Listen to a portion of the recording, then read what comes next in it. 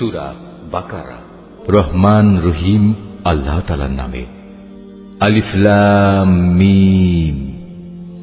এই সেই মহাগ্রন্থ আল কোরআন, তাতে কোনো সন্দেহ নেই যারা আল্লাহ তাআলাকে ভয় করে।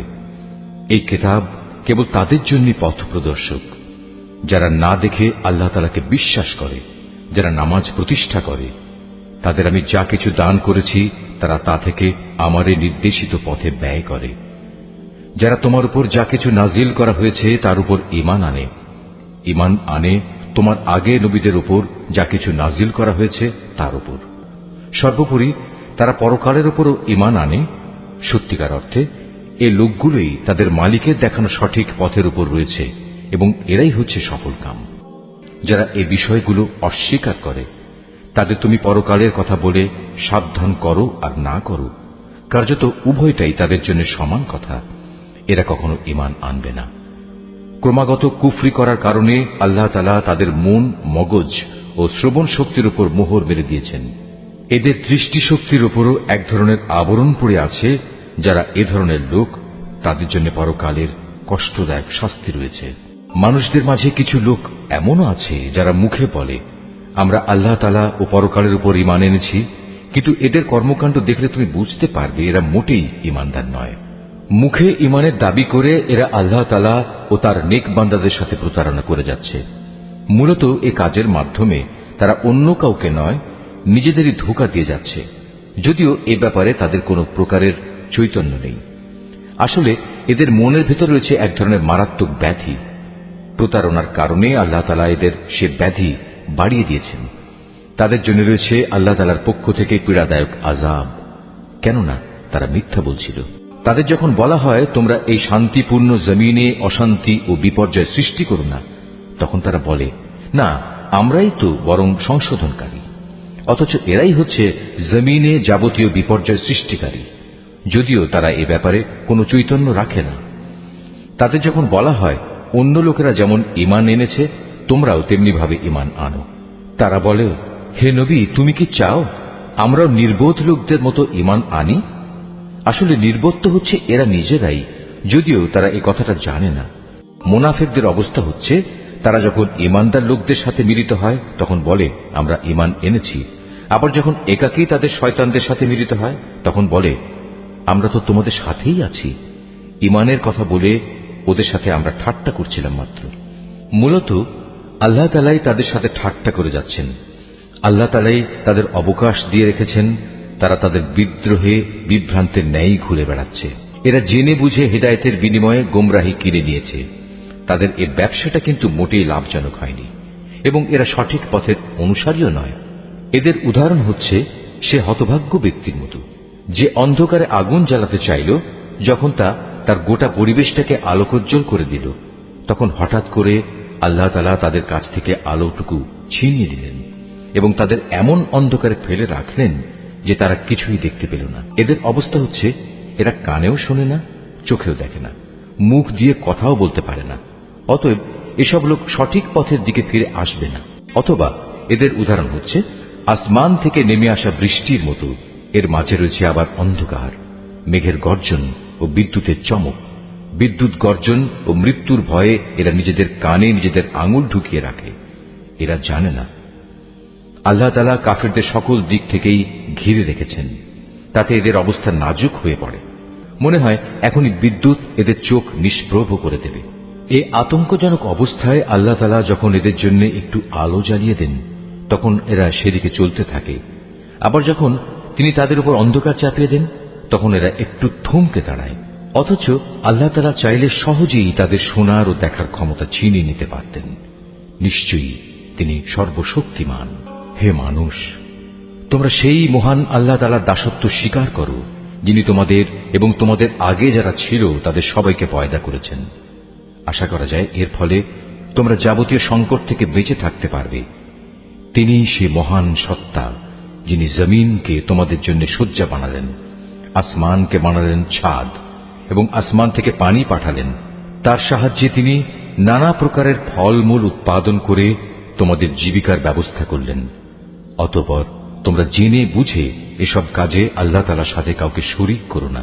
আমি আমার বান্দার উপর যে কিতাব নাজিল করেছি তার সত্যতার ব্যাপারে যদি তোমাদের কোনো সন্দেহ থাকে তাহলে যাও, তার মতো করে একটি সূরা তোমরাও রচনা করে নিয়ে এসো। এক আল্লাহ ছাড়া তোমাদের আর যেসব বন্ধু বান্ধব রয়েছে তাদেরও প্রয়োজনে সহযোগিতার জন্য ডাকো, যদি তোমরা তোমাদের দাবিতে সত্যবাদী হও। কিন্তু তোমরা যদি তা না করতে পারো, এবং আমি জানি তোমরা তা কখনই করতে পারবে না, তাহলে তোমরা দোজখের সেই কঠিন আগুনকে ভয় করো যার ইন্ধন হবে মানুষ ও পাথর। আল্লাহ তাআলাকে যারা অস্বীকার করে তাদের জন্যই এটা প্রস্তুত করে রাখা হয়েছে। অতঃপর যারা এই কিতাবের উপর ঈমান এনেছে এবং ভালো কাজ করেছে তাদের তুমি হে নবী সুসংবাদ দাও এমন এক জান্নাতের যার নিচ দিয়ে ঝর্ণা প্রবাহিত হতে থাকবে। যখনই তাদের এই জান্নাতের কোন একটি ফল দেয়া হবে তখনই তারা বলবে, এ ধরনের ফল তো ইতিপূর্বেও আমাদের দেওয়া হয়েছিল। তাদের মূলত এমনি ধরনের জিনিসই সেখানে দেওয়া হবে। তাদের জন্য আরো সেখানে থাকবে পবিত্র সহধর্মী এবং সহধর্মিনী, এবং তারা সেখানে অনন্তকাল ধরে অবস্থান করবে। সত্য প্রমাণের জন্য আল্লাহ তাআলা মশা কিংবা তার চাইতে উপরে যা কিছু আছে তার উদাহরণ দিতেও লজ্জাবোধ করেন না। যারা আল্লাহর বাণীতে বিশ্বাস স্থাপন করে তারা জানে এ সত্য আল্লাহর কাছ থেকেই এসেছে। আর যারা আগেই সত্য অস্বীকার করেছে তারা একে না মানার অজুহাত দিতে গিয়ে বলে, আল্লাহ তাআলা এ উদাহরণ দ্বারা কি বুঝাতে চান? এভাবে একই ঘটনা দিয়ে আল্লাহ তাআলা অনেক লোককে গুমরাহিতে নিমজ্জিত করলেও বহু লোককে তিনি আবার এ দিয়ে হেদায়েতের পথও দেখান। আর কতিপয় পাপাচারী ব্যক্তি ছাড়া তিনি তা দিয়ে অন্য কাউকে গুমরাহিতে নিমজ্জিত করেন না। এরা হচ্ছে সেসব লোক যারা আল্লাহর ফরমান মেনে চলার প্রতিশ্রুতি দেওয়ার পর তা ভঙ্গ করে। ব্যক্তি ও সমাজ জীবনে আল্লাহ তাআলা যেসব সম্পর্কের ভিত মজবুত করতে বলেছেন তা তারা ছিন্ন করে। সর্বোপরি জমিনে অহেতুক বিপর্যয় সৃষ্টি করে। এরাই হচ্ছে আসল ক্ষতিগ্রস্ত। তোমরা আল্লাহকে কিভাবে অস্বীকার করবে? অথচ তোমরা প্রথম দিকে ছিলে মৃত। তিনি তোমাদের জীবন দিয়েছেন, পুনরায় তিনি তোমাদের মৃত্যু দেবেন। অতঃপর সর্বশেষে তিনি আবার তোমাদের জীবন দান করবেন, এবং এভাবেই তোমাদের একদিন তাঁর কাছে ফিরে যেতে হবে। তিনি সেই মহান সত্তা যিনি এ পৃথিবীর সব কিছু তোমাদের ব্যবহারের জন্য তৈরি করেছেন। অতঃপর তিনি আসমানের দিকে মনোনিবেশ করলেন এবং তাকে 7 আসমানে বিন্যস্ত করলেন।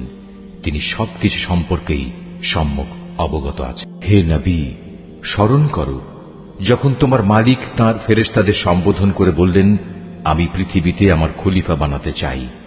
তারা বলল, তুমি কি এমন কাউকে খলিফা বানাতে চাও যে তোমার জমিনে বিশৃঙ্খলা ও বিপর্যয় সৃষ্টি করবে এবং স্বার্থের জন্য তারা রক্তপাত করবে? আমরাই তো তোমার প্রশংসা সহকারে তোমার তাসবিহ পড়ছি এবং প্রতিনিয়ত তোমার পবিত্রতা বর্ণনা করছি। আল্লাহ তাআলা বললেন, আমি যা জানি তোমরা তা জানো না। আল্লাহ তাআলা অতঃপর তাঁর খলিফা আদমকে প্রয়োজনীয় সব জিনিসের নাম শিখিয়ে দিলেন। পরে তিনি সেগুলো ফেরেশতাদের কাছে পেশ করে বললেন, তোমাদের আশঙ্কার ব্যাপারে তোমরা যদি সত্যবাদী হও তাহলে তোমরা আমাকে এর নামগুলো বলো তো। ফেরেশতারা বলল, হে আল্লাহ তাআলা, তুমি পবিত্র। আমাদের তো এর বাইরে আর কিছুই জানা নেই যা তুমি আমাদের শিক্ষা দিয়েছ। তুমিই একমাত্র জ্ঞানী, একমাত্র কুশলী। আল্লাহ তাআলা এবার আদমকে বললেন, তুমি ফেরেশতাদের সে নামগুলো বলে দাও। অতএব আদম আল্লাহর নির্দেশে ফেরেশতাদের সামনে নামগুলো যখন সুন্দরভাবে বলে দিল, তখন আল্লাহ তাআলা বললেন, আমি কি তোমাদের বলিনি যে আমি আসমান সমূহ ও জমিনের যাবতীয় গোপন বস্তু জানি, এবং তোমরা যা কিছু প্রকাশ করো আর যা কিছু গোপন করো আমি তাও ভালোভাবে জানি। আল্লাহ তাআলা যখন ফেরেশতাদের বললেন, তোমরা সম্মানের প্রতীক হিসেবে আদমের জন্য সাজদা করো, অতঃপর তারা আল্লাহর আদেশে আদমের সামনে সাজদা অবনত হল, শুধু ইবলিস ছাড়া। সে সাজদা করতে অস্বীকার করল এবং অহংকার করল। অতঃপর সে নাফরমানদের দলে শামিল হয়ে গেল।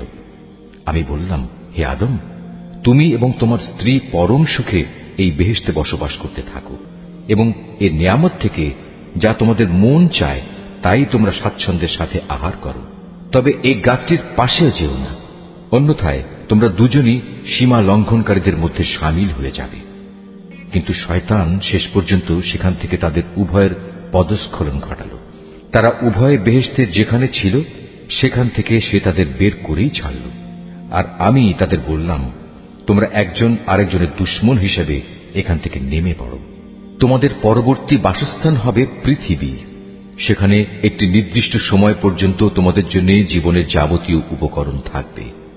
অতঃপর আদম তার মালিকের কাছ থেকে হেদায়েত সম্বলিত কিছু বাণী পেল। আল্লাহ তাআলা তার উপর ক্ষমা পরবশ হলেন।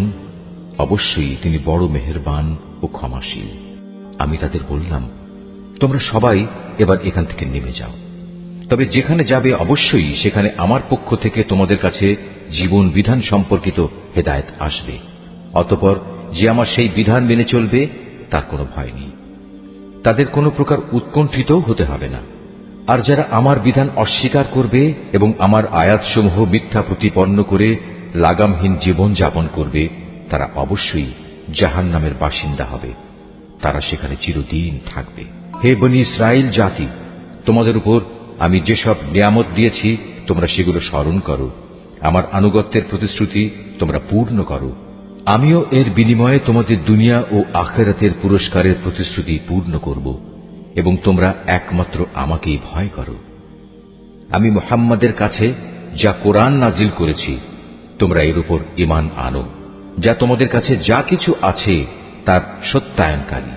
তোমরা কিছুতেই এর প্রথম অস্বীকারী হইও না এবং বৈষয়িক স্বার্থে সামান্য মূল্যে আমার আয়াত বিক্রি করো না, এবং তোমরা শুধু আমাকেই ভয় করো। তোমরা মিথ্যা দিয়ে সত্যকে পোশাক পরিয়ে দিও না এবং সত্যকে জেনে বুঝে লুকিয়েও রেখো না। তোমরা নামাজ প্রতিষ্ঠা করো, যাকাত আদায় করো।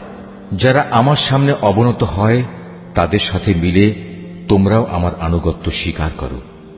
তোমরা কি মানুষদের ভালো কাজের আদেশ করো এবং নিজেদের জীবনে তা বাস্তবায়নের কথা ভুলে যাও? অথচ তোমরা সবাই আল্লাহর কেতাব পড়ো, কিন্তু কেতাবের এ কথা তোমরা কি বোঝো না? হে ঈমানদার ব্যক্তিরা, তোমরা সবর ও নামাজের মাধ্যমে আল্লাহর কাছে সাহায্য চাও। যাবতীয় হক আদায় করে নামাজ প্রতিষ্ঠা করা অবশ্যই একটা কঠিন কাজ, কিন্তু যারা আল্লাহকে ভয় করে তাদের কথা আলাদা।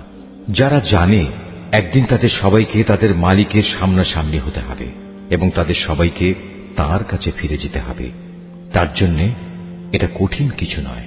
হে বনী ইসরাইল জাতি, তোমরা আমার সেই নিয়ামতের কথা স্মরণ করো যা আমি তোমাদের দান করেছি। আমার সেই নিয়ামতের মধ্যে একটি ছিল আমি তোমাদের সৃষ্টিকুলের উপর প্রাধান্য দিয়েছিলাম। হে ঈমানদার ব্যক্তিরা, তোমরা সেই দিনটিকে ভয় করো যেদিন একজন আরেকজনের কোনোই কাজে আসবে না।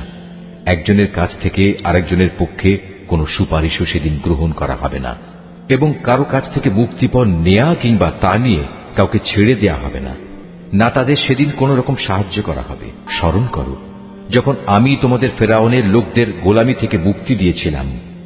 তারা তোমাদের উপর ভীষণ অত্যাচার করত। তারা নিকৃষ্ট ধরনের শাস্তি দ্বারা তোমাদের যন্ত্রণা দিত। তারা তোমাদের পুত্র সন্তানদের হত্যা করত এবং তোমাদের মেয়েদের তারা জীবিত রেখে দিত। তোমাদের মালিকের পক্ষ থেকে এতে তোমাদের জন্য বড় একটা পরীক্ষা নিহিত ছিল।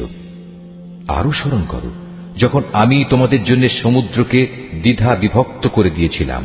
অতঃপর আমি তোমাদের সমূহ মৃত্যুর হাত থেকে বাঁচিয়ে দিয়েছিলাম এবং আমি ফেরাউন ও তার দলবলকে সমুদ্রে ডুবিয়ে দিয়েছিলাম, আর তোমরা তা তো নিজেরাই প্রত্যক্ষ করেছিলে। আরো স্মরণ করো যখন মূসাকে আমি বিশেষ একটি কাজে 40 রাত নির্ধারণ করে দিলাম। তার যাওয়ার পর তোমরা একটি বাছুরকে মাবুদ রূপে গ্রহণ করে নিলে। তোমরা এতে করে ভীষণ জুলুম করেছিলে। অতঃপর এ অপরাধ সত্ত্বেও আমি পুনরায় তোমাদের ক্ষমা করে দিয়েছি এ আশায় যে তোমরা আমার কৃতজ্ঞতা আদায় করবে। সে কথাও স্মরণ করো যখন আমি মূসাকে কেতাব ও ন্যায় অন্যায়ের পরককারী একটি মানদণ্ড দান করেছি, যাতে করে তোমরা হেদায়েতের পথে চলতে পারো। আরো স্মরণ করো মূসা যখন তার নিজ লোকদের কাছে এসে বলল, হে আমার জাতি, তোমরা আমার অবর্তমানে বাছুরকে মাবুদ হিসেবে গ্রহণ করে যে বড় রকমের জুলুম করেছ, তার জন্য অবিলম্বে আল্লাহর দরবারে তওবা করো এবং তোমরা তোমাদের নিজেদের শিরকে অভিশপ্ত নফস সমূহকে হত্যা করো। এর মাঝেই আল্লাহর কাছে তোমাদের জন্য কল্যাণ রয়েছে। অতঃপর আল্লাহ তাআলা তোমাদের উপর ক্ষমা পরবশ হবেন, কারণ তিনি বড়ই ক্ষমাশীল ও অনুগ্রহকারী। তোমরা যখন বলেছিলে, হে মূসা, আমরা আল্লাহকে প্রত্যক্ষভাবে না দেখলে কখনো তার উপর ঈমান আনব না। তখন এর ধৃষ্টতার শাস্তি হিসেবে মুহূর্তের মধ্যেই বজ্রের মতো এক গজব তোমাদের উপর নিপতিত হল, আর তোমরা তার দিকে চেয়েই থাকলে, কিছুই করতে পারলে না। অতঃপর এই ধ্বংসকর মৃত্যুর পর তোমাদের আমি পুনরায় জীবন দান করলাম, যাতে করে তোমরা আমার কৃতজ্ঞতা আদায় করতে পারো। আমি তোমাদের উপর মেঘের ছায়া দান করেছিলাম, মান এবং সালবা নামক খাবারও তোমাদের জন্য পাঠিয়েছিলাম। আমি তোমাদের বলেছিলাম সেসব পবিত্র খাবার খাও যা আমি তোমাদের দিয়েছি, তা তোমরা উপভোগ করো। নিয়ামত অবজ্ঞা করে তারা আমার উপর কোনো অবিচার করেনি, বরং এর দ্বারা তারা নিজেরাই নিজেদের উপর জুলুম করেছে। স্মরণ করো, আমি যখন তোমাদের বলেছিলাম তোমরা এই জনপদে ঢুকে পড়ো এবং তোমরা তার যেখান থেকেই ইচ্ছা স্বাচ্ছন্দ্যে আহার করো, দম্ভ সহকারে প্রবেশ না করে মাথা নত করে ঢুকো। তোমরা ক্ষমার কথা বলবে, আমিও তোমাদের ভুল ত্রুটিসমূহ ক্ষমা করে দেব, এবং যারা ভালো কাজ করে আমি এভাবেই তাদের পাওনার অঙ্ক বাড়িয়ে দেই।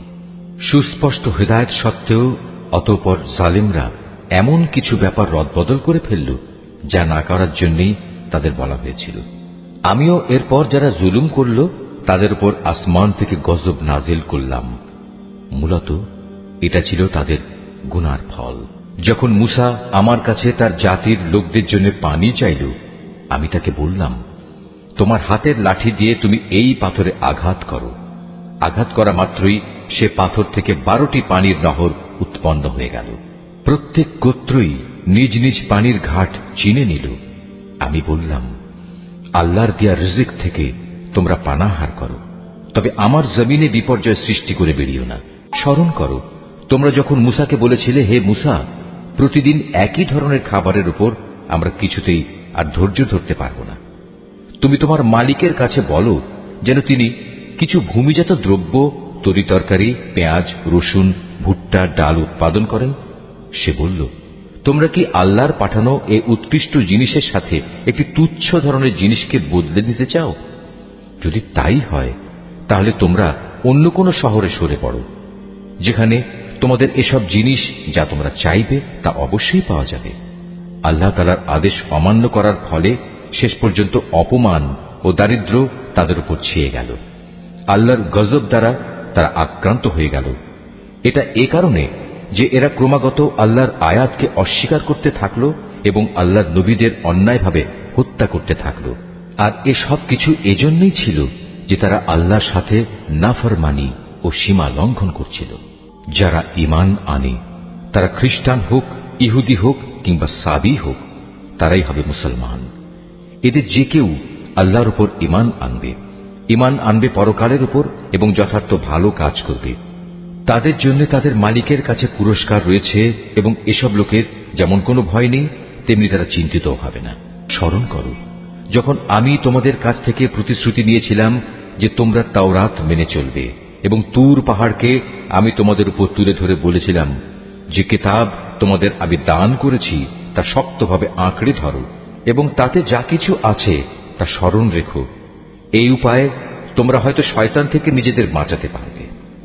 অতঃপর তোমরা এ ওয়াদা থেকে ফিরে গেলে, কিন্তু তা সত্ত্বেও আমার অনুদান ও রহমত যদি তোমাদের উপর না থাকত, তাহলে তোমরা অবশ্যই ধ্বংস হয়ে যেতে। তোমরা তো ভালো করেই তাদের জানো যারা তোমাদের মধ্যে শনিবারে আল্লাহর আদেশ লঙ্ঘন করেছে। অতঃপর আমি তাদের শুধু এটুকুই বলেছি, যাও, এবার তোমরা সবাই অপমানিত বানরে পরিণত হয়ে যাও। এই ঘটনাকে আমি সেসব মানুষদের যারা তখন সেখানে মজুদ ছিল, আরো যারা পরে আসবে, তাদের সবার জন্য একটি দৃষ্টান্তমূলক ঘটনা বানিয়ে দিয়েছি। যারা আল্লাহকে ভয় করে এমন লোকদের জন্য এই ঘটনা ছিল একটি উপদেশ। আরো স্মরণ করো, যখন মুসা তার জাতিকে বলল, অবশ্যই আল্লাহ তাআলা তার নামে তোমাদের একটি গাভী জবাই করার আদেশ দিচ্ছেন। তারা একথা শুনে বলল, হে মুসা, তুমি কি আমাদের সাথে তামাশা করছো? সে বলল, আমি তামাশা করে জাহেলদের দলে শামিল হওয়া থেকে আল্লাহ তাআলার কাছে পানা চাই। তারা মুসাকে বলল, তুমি তোমার মালিককে বলো আমাদের তিনি যেন সুস্পষ্ট বলে দেন তা কেমন হবে। সে বলল, অবশ্যই তা হবে এমন যা বৃদ্ধ হবে না, আবার একেবারে বাচ্চাও হবে না, বরং তা হবে এর মাঝামাঝি বয়সের। এখন যা কিছু তোমাদের নির্দেশ দেওয়া হচ্ছে তাই করো। তারা মূসাকে বলল, তুমি তোমার মালিককে জিজ্ঞেস করে নাও, তিনি আমাদের যেন বলে দেন তার রং কেমন হবে। সে বলল, তা হবে হলুদ রঙের। তার রং এত আকর্ষণীয় হবে যে যারা তাকাবে তা তাদেরই পরিতৃপ্ত করবে। তারা বলল, হে মূসা, তুমি তোমার মালিককে আবার জিজ্ঞেস করে নাও, আসলে তা কি ধরনের হবে। আমরা তো সঠিক গাভী বাছাই করতে পারছি না, কারণ আমাদের কাছে তো সব গাভী দেখতে একই ধরনের মনে হয়। আল্লাহ তাআলা চাইলে এবার অবশ্যই আমরা সঠিক পথে চলতে পারব। সে বলল, তাহলে শোনো, আল্লাহর ঈপ্সিত সে গাভী হবে এমন যে সেটি কোনো চাষাবাদের কাজ করে না, জমিনে পানি সেচের কাজও করে না, অর্থাৎ তা হবে সম্পূর্ণ নিখুঁত ও ত্রুটিমুক্ত। এ কথা শুনিয়ে তারা বলল, এতক্ষণে তুমি আমাদের সামনে সত্য ঘটনা নিয়ে এসেছ। অতঃপর তারা এ ধরনের একটি গাভী জবাই করল, যদিও ইতিপূর্বে মনে হয়নি যে তারা এই কাজটি আদৌ করতে চায়। স্মরণ করো, যখন তোমরা একজন লোককে হত্যা করেছিলে, অতঃপর সে ব্যাপারে তোমরা একে অপরের উপর হত্যার অভিযোগ আরোপ করতে শুরু করলে, অথচ আল্লাহ তাআলা সেই বিষয়ই মানুষের সামনে বের করে আনতে চাইলেন যা তোমরা লুকোবার চেষ্টা করেছিলে। হত্যাকারীকে খুঁজে বের করার জন্য আমি তোমাদের বললাম, কোরবানি করা সেই গাভীর শরীরের একাংশ দিয়ে তোমরা একে মৃদু আঘাত করো। এভাবেই আল্লাহ তাআলা মৃত ব্যক্তিকে জীবন দান করবেন এবং এ ধরনের অলৌকিক ঘটনা দ্বারা তিনি তোমাদের কাছে তার জ্ঞানের নিদর্শনসমূহ তুলে ধরেন। আশা করা যায় তোমরা এর মাধ্যমে সত্য অনুধাবন করবে। কিন্তু এত বড় একটি নিদর্শন সত্ত্বেও অতঃপর তোমাদের মন কঠিন হয়ে গেল, এমন কঠিন যেন তা শক্ত পাথর, বরং মাঝে মাঝে মনে হয় পাথরের চেয়েও বুঝি তার বেশি কঠিন। কেননা কিছু পাথর এমন আছে যা থেকে মাঝে মাঝে ঝর্ণাধারা নির্গত হয়, আবার কোনো কোনো সময় তা বিদীর্ণ হয়ে ফেটেও যায় এবং তা থেকে পানির ফোয়ারাও বেরিয়ে আসে। অবশ্য এর মধ্যে থেকে এমন কিছু পাথর আছে যা আল্লাহর ভয়ে ধসে পড়ে। আল্লাহ তাআলা তোমাদের কার্যকলাপ সম্পর্কে মোটেই গাফেল নন। হে ঈমানদার লোকেরা, এরপরেও তোমরা কি এই আশা পোষণ করো যে এরা তোমাদের সাথে তোমাদের দ্বীনের জন্য ঈমান আনবে?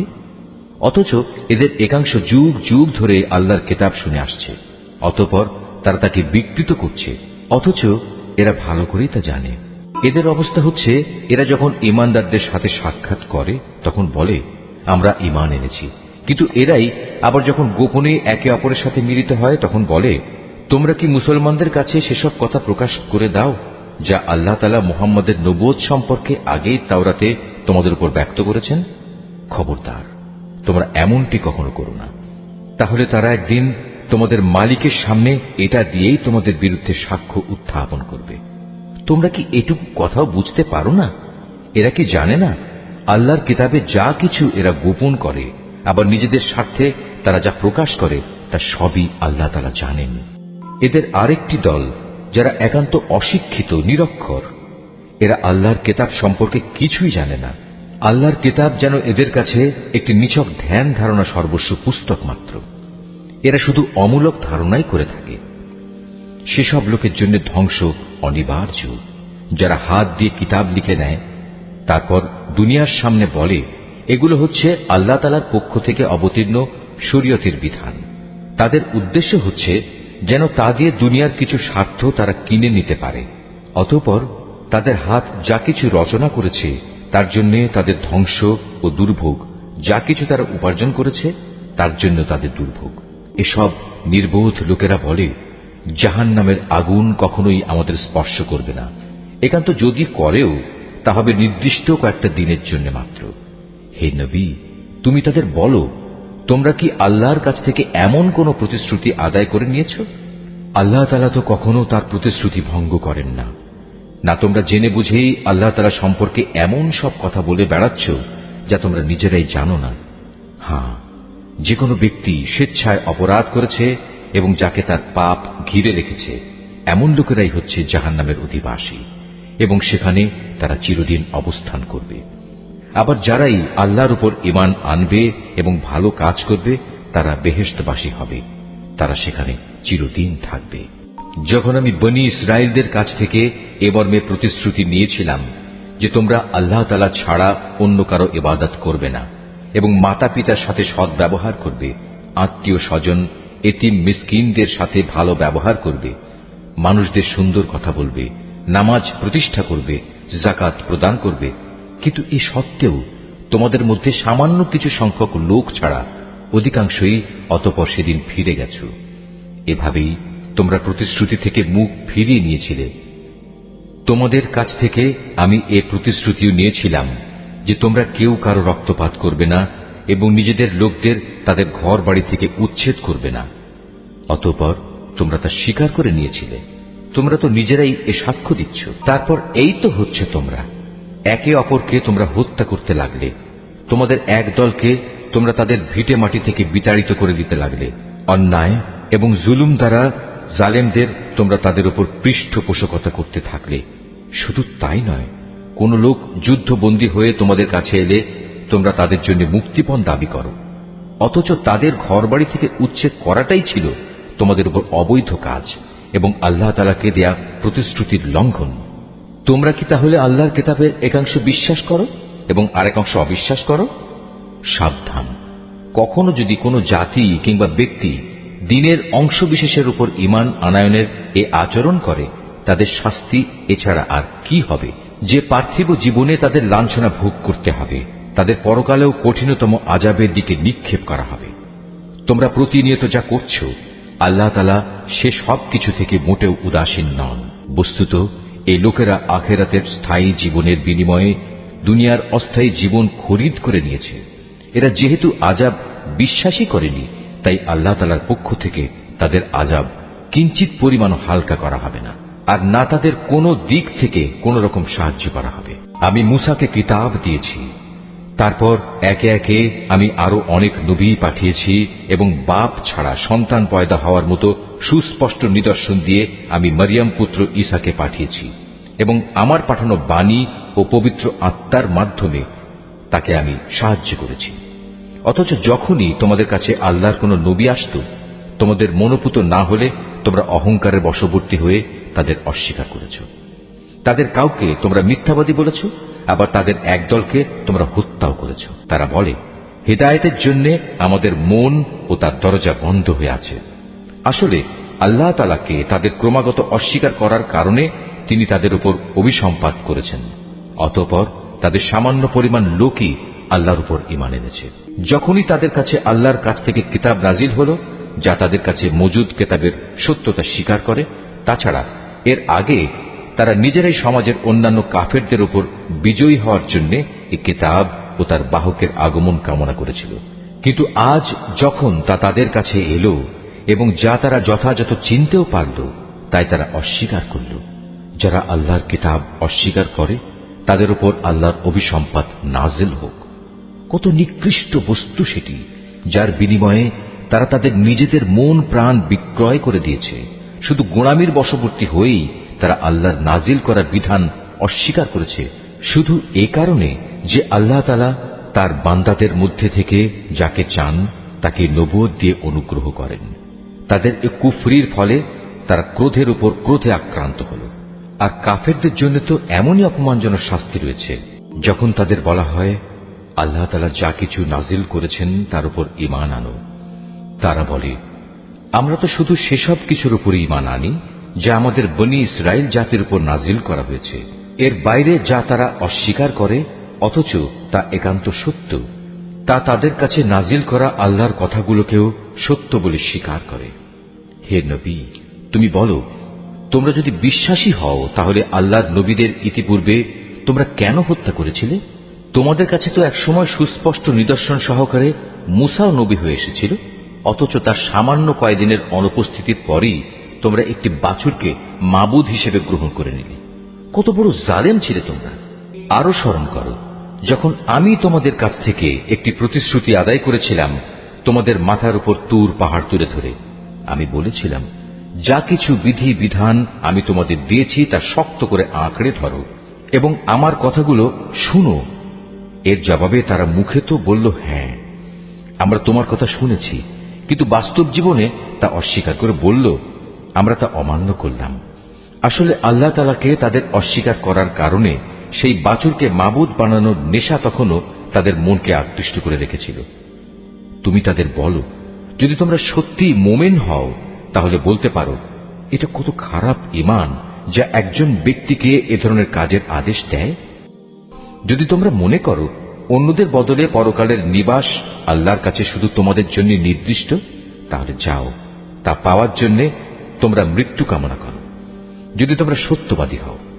হে নবী, তুমি জেনে রাখো, এরা কখনোই কামনা করবে না আল্লাহর সাথে যে আচরণ এরা করেছে, এবং নিজেদের হাত দিয়ে এরা যা কিছু অর্জন করেছে তার পরিণাম জানার পর এরা কখনো তা কামনা করবে না।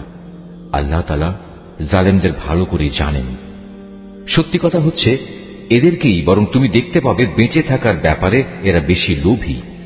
আল্লাহ তাআলার সাথে যারা শিরক করে, এ বনী ইসরায়েলের লোকেরা তাদের চেয়েও এক কদম অগ্রসর।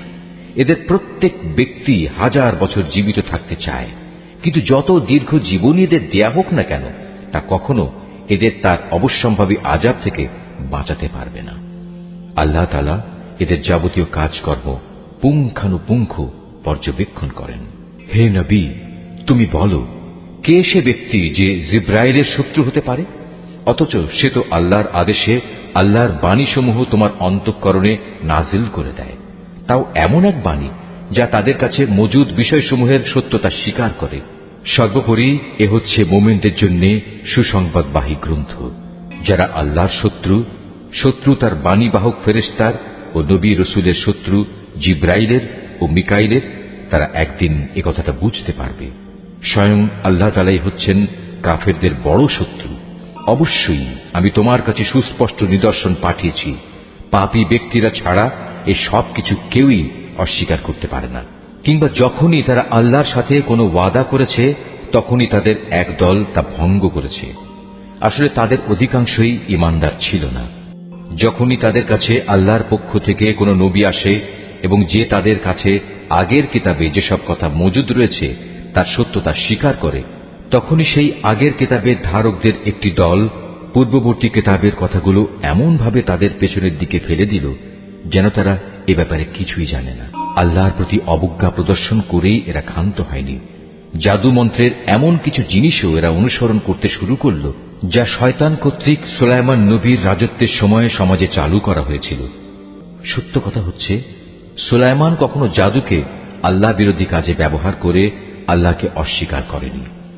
আল্লাহকে তো অস্বীকার করেছে সেসব অভিশপ্ত শয়তান যারা মানুষকে জাদুমন্ত্র শিক্ষা দিয়েছে। জাদু পাগল মানুষদের পরীক্ষার উদ্দেশ্যে আল্লাহ তাআলা হারুত মারুত নামে যে দুজন ফেরেশতাকে ব্যাবিলনে পাঠিয়েছেন, আল্লাহর সেই দুজন ফেরেশতা কাউকে যখনই এ বিষয়ের শিক্ষা দিত, প্রথমেই তারা এ কথাটা তাদের বলে দিত, আমরা তো হচ্ছি আল্লাহর পরীক্ষা মাত্র।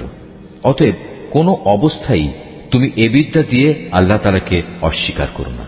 এ সত্ত্বেও তারা তাদের কাছ থেকে এমন কিছু বিদ্যা শিখে নিয়েছিল যা দিয়ে এরা স্বামী স্ত্রীর মাঝে বিচ্ছেদের সৃষ্টি করত। যদিও আল্লাহর ইচ্ছা ছাড়া কোনো দিনই কেউ কারো সামান্যতম ক্ষতিও সাধন করতে পারবে না। তারা মূলত এমন কিছু শেখে যা তাদের কোনো উপকার যেমন করতে পারে না, তেমনি তা তাদের কোনো ক্ষতিও করতে পারে না। তারা যদি জানত শ্রম ও অর্থ দিয়ে যা তারা কিনে নিয়েছে পরকালে তার কোনো মূল্য নেই, তারা নিজেদের জীবনের পরিবর্তে যা ক্রয় করে নিয়েছে তা সত্যি নিকৃষ্ট। কত ভালো হতো যদি তারা কথাটা জানত। তারা যদি আল্লাহর উপর ঈমান আনত এবং তাঁকেই ভয় করত, তাহলে আল্লাহর পক্ষ থেকে তারা উৎকৃষ্টতম পুরস্কার পেত। কত ভালো হতো যদি তারা এটা অনুধাবন করত। হে ঈমানদার ব্যক্তিরা, ধৃষ্টতার সাথে কখনো বলো না, হে নবী, তুমি আমাদের কথা শোনো। বরং তার দৃষ্টি আকর্ষণ করার জন্য বলো, হে নবী, আমাদের দিকে লক্ষ্য করো এবং তোমরা সর্বদা তার কথা শুনবে, মনে রাখবে। যারা তার কথা অমান্য করে তাদের জন্য অত্যন্ত বেদনাদায়ক শাস্তি রয়েছে।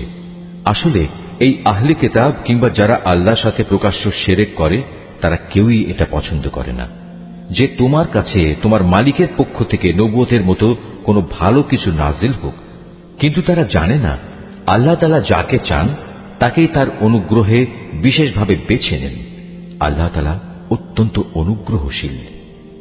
আমি যখন কোনো আয়াত বাতিল করে দেই বা বিশেষ কারণে মানুষদের তা ভুলিয়ে দিতে চাই, তখন তার জায়গায় তার চেয়ে উৎকৃষ্ট কিংবা তারই মতো কোনো আয়াত এনে হাজির করি। তুমি কি জানো না আল্লাহ তাআলা সবকিছুর উপর ক্ষমতাবান? তুমি কি জানো না আসমান সমূহ ও জমিনের সার্বভৌমত্ব একমাত্র আল্লাহ তাআলার জন্যই নির্দিষ্ট? তিনি ছাড়া তোমাদের কোনো বন্ধু নেই, কোনো সাহায্যকারীও নেই। তোমরা কি তোমাদের নবীর কাছে সে ধরনের উদ্ভট প্রশ্ন করতে চাও যেমনি তোমাদের আগে মূসাকে করা হয়েছিল? কেউ যদি ঈমানকে কুফরির সাথে বদল করে নেয়, অবশ্যই সে ব্যক্তি সোজা পথ থেকে গোমরা হয়ে যাবে। আহলে কিতাবদের অনেকেই বিদ্বেষের কারণে চাইবে যেভাবেই হোক তোমাদের ঈমানের আলোর বদলে আবার সেই কুফরির অন্ধকারে ফিরিয়ে নিতে। এমনকি সত্য তাদের কাছে স্পষ্ট হয়ে যাওয়ার পরও তারা এ পথ থেকে বিরত হবে না। অতএব তাদের ব্যাপারে আল্লাহর সিদ্ধান্ত আসা পর্যন্ত তোমরা ক্ষমার নীতি অবলম্বন করো এবং তাদের সাথে ভালো ব্যবহার করো। আল্লাহ তাআলা সব কিছুর উপর অবশ্যই ক্ষমতাশালী। তোমরা নামাজ প্রতিষ্ঠা করো এবং যাকাত আদায় করো। এর মাধ্যমে যেসব নেকি তোমরা আল্লাহর কাছে অগ্রিম পাঠাবে তার কাছে এর সবই তোমরা মজুদ পাবে। তোমরা যা কিছুই করো আল্লাহ তাআলা অবশ্যই এর সব কিছু দেখতে পান। তারা বলে, ইহুদি ও খ্রিস্টান ছাড়া আর কেউই বেহেশতে যাবে না। আসলে এটা হচ্ছে তাদের মিথ্যা কল্পনা। তুমি হে নবী বলো, যদি তোমরা সত্যবাদী হও তাহলে তোমাদের দলিল প্রমাণ নিয়ে এসো। তবে হ্যাঁ, যে কোনো ব্যক্তি আল্লাহর সামনে নিজের সত্তাকে সমর্পণ করে দেবে এবং সে হবে অবশ্যই একজন নেককার মানুষ। তার জন্য তার মালিকের কাছে এর বিনিময় রয়েছে। তাদের কোনো ভয়ভীতি নেই, আর না সেদিন তাদের চিন্তান্বিত হতে হবে। ইহুদিরা বলে, খ্রিস্টানরা কোনো কিছুর উপর প্রতিষ্ঠিত নয়। খ্রিস্টানরা বলে, ইহুদিরা কোনো কিছুর উপর প্রতিষ্ঠিত নয়। অথচ এদের অবস্থা হচ্ছে এরা উভয়ই আল্লাহর কিতাব পাঠ করে, আদৌ আল্লাহর কিতাবের কোনো কিছুই জানে না। এমন লোকেরা আবার এদের উভয় সম্পর্কে একই ধরনের কথা বলে। তারা যে বিষয়ে মতবিরোধ করছে আল্লাহ তাআলা শেষ বিচারের দিনে সে বিষয়ে তাদের মাঝে মীমাংসা করে দেবেন। সে ব্যক্তির চেয়ে বড় জালেম আর কে আছে যে ব্যক্তি আল্লাহর ঘর মসজিদে তার নাম স্মরণ করতে বাধা দেয় এবং তার ধ্বংস সাধনে সচেষ্ট হয়। এ ধরনের লোকদের বস্তুত তাতে ঢোকার কোনো যোগ্যতাই নেই। তবে একান্ত ভীত সন্ত্রস্তভাবে ঢুকলে তা ভিন্ন কথা। তাদের জন্য পৃথিবীতে যেমন অপমান লাঞ্ছনা রয়েছে, তেমনি রয়েছে পরকালে কঠিনতম শাস্তি। এরা কেবলা বদলের ব্যাপারেও মতবিরোধ করেছিল, অথচ পূর্ব পশ্চিম সবই তো আল্লাহ তাআলার। তাছাড়া তোমরা যেদিকেই মুখ ফিরাবে সেদিকেই তো আল্লাহ তাআলা রয়েছেন। আল্লাহ তাআলা সর্বব্যাপী এবং জ্ঞানী। খ্রিস্টান লোকেরা বলে, আল্লাহ তাআলা অমুককে নিজের সন্তান রূপে গ্রহণ করেছেন, অথচ যাবতীয় পবিত্রতা একান্তভাবে তাঁর। তিনি এ সব কিছুর অনেক ঊর্ধ্বে। আসমান সমূহ ও জমিনের সব কিছুই তাঁর জন্যে। এর প্রতিটি বস্তুই তাঁর একান্ত অনুগত। বরং আসমান সমূহ ও জমিনের তিনিই স্রষ্টা। যখন তিনি কোনো একটি বিষয়ের সিদ্ধান্ত করেন সে ব্যাপারে শুধু এটুকুই বলেন, হও, আর সাথে সাথেই তা হয়ে যায়। যারা সঠিক কথা জানে না তারা বলে, আল্লাহ তাআলা নিজে আমাদের সাথে কথা বলেন না কেন, অথবা এমন কোন নিদর্শন আমাদের কাছে কেন পাঠান না যার মাধ্যমে আমরা তাকে দেখতে পাব। এদের আগের লোকেরাও এদের মতো করেই কথা বলতো। এদের সবার মন আসলে একই ধরনের। আল্লাহকে যারা দৃঢ়ভাবে বিশ্বাস করে আমি তাদের জন্য আমার নিদর্শন সমূহ সুস্পষ্ট করে পেশ করে দিয়েছি। অবশ্যই আমি তোমাকে সত্য দিন সহ পাঠিয়েছি আযাবের ভীতি প্রদর্শনকারী ও জান্নাতের সুসংবাদবাহী হিসেবে। জেনে রেখো, তোমাকে জাহান্নামের অধিবাসীদের দায় দায়িত্বের ব্যাপারে প্রশ্ন করা হবে না। ইহুদি ও খ্রিস্টানরা কখনো তোমার ওপর খুশি হবে না। হ্যাঁ, তুমি যদি কখনো তাদের দলের অনুসরণ করতে শুরু করো তখনই এরা খুশি হবে। তুমি তাদের বলে দাও, আল্লাহ তাআলার হেদায়েতই হচ্ছে একমাত্র পথ। সাবধান, তোমার কাছে সঠিক জ্ঞান আসার পরও যদি তুমি তাদের ইচ্ছানুসারে চলতে থাকো তাহলে আল্লাহ তাআলা ছাড়া তুমি কোনো বন্ধু ও সাহায্যকারী পাবে না। আহলে কিতাবদের মাঝে এমন কিছু লোক আছে যারা এ কোরআনকে যেভাবে নিষ্ঠার সাথে পড়া দরকার সেভাবেই পড়ে। তারা তার উপর ঈমানও আনে। যারা একে অস্বীকার করে তারাই হচ্ছে ক্ষতিগ্রস্ত লোক। হে বনী ইসরাইল জাতি, তোমরা আমার সে নিয়ামত স্মরণ করো যা আমি তোমাদের দান করেছি।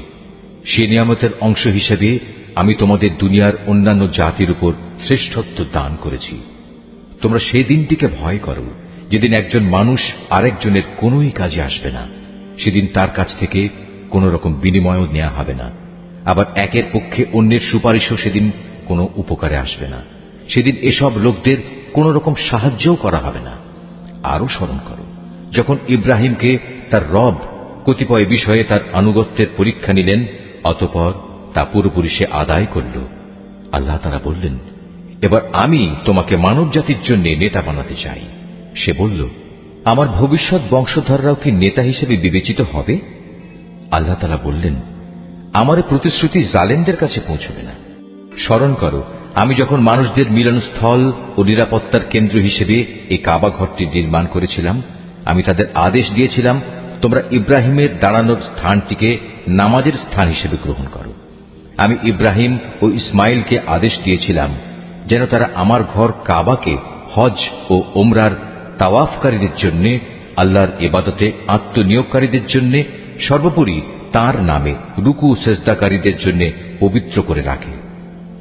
ইব্রাহিম যখন বলেছিল, হে মালিক, এ শহরকে তুমি শান্তি ও নিরাপত্তার শহর বানিয়ে দাও এবং এখানকার অধিবাসীদের মাঝে যে ব্যক্তি আল্লাহ তাআলা এবং পরকালে বিশ্বাস করে তুমি তাদের ফলমূল দিয়ে আহারের যোগান দাও। আল্লাহ তাআলা বললেন, হ্যাঁ, যে ব্যক্তি আমাকে অস্বীকার করবে তাকেও আমি অল্প কয়েকদিন জীবনের উপায় উপকরণ সরবরাহ করতে থাকব। অতঃপর অচিরেই আমি তাদের আগুনের আযাব ভোগ করতে বাধ্য করব, যা সত্যি বড় নিকৃষ্টতম স্থান। ইব্রাহিম ও ইসমাইল যখন এই ঘরের ভিত্তি উঠাচ্ছিল, তখন তারা আল্লাহর কাছে দোয়া করল, হে আমাদের মালিক, আমরা যে উদ্দেশ্যে এই ঘর নির্মাণ করেছি তা তুমি আমাদের কাছ থেকে কবুল করো। একমাত্র তুমি সবকিছু জানো এবং সবকিছু শোনো। তারা আরো বলল, হে আমাদের মালিক, আমাদের উভয়কেই তুমি তোমার অনুগত মুসলিম বান্দা বানাও এবং আমাদের পরবর্তী বংশধরদের মাঝ থেকেও তুমি তোমার একদল অনুগত বান্দা বানিয়ে দাও। হে মালিক, তুমি আমাদের তোমার ইবাদতের আনুষ্ঠানিকতা সমূহ দেখিয়ে দাও এবং তুমি আমাদের উপর দয়া পরবশ হও, কারণ তুমি অত্যন্ত দয়া পরবশ ও পরম দয়ালু। হে আমাদের মালিক, তাদের বংশের মধ্যে তাদের নিজেদের মাঝ থেকে তুমি এমন একজন রসূল পাঠাও যে তাদের কাছে তোমার আয়াতসমূহ পড়ে শোনাবে, তাদের তোমার কিতাবের জ্ঞান ও প্রজ্ঞা শিক্ষা দেবে, উপরন্তু সে তাদের পবিত্র করে দেবে। হে আল্লাহ, তুমি আমাদের এই দোয়া কবুল করো, কারণ তুমি মহাপরাক্রমশালী ও পরম কুশলী।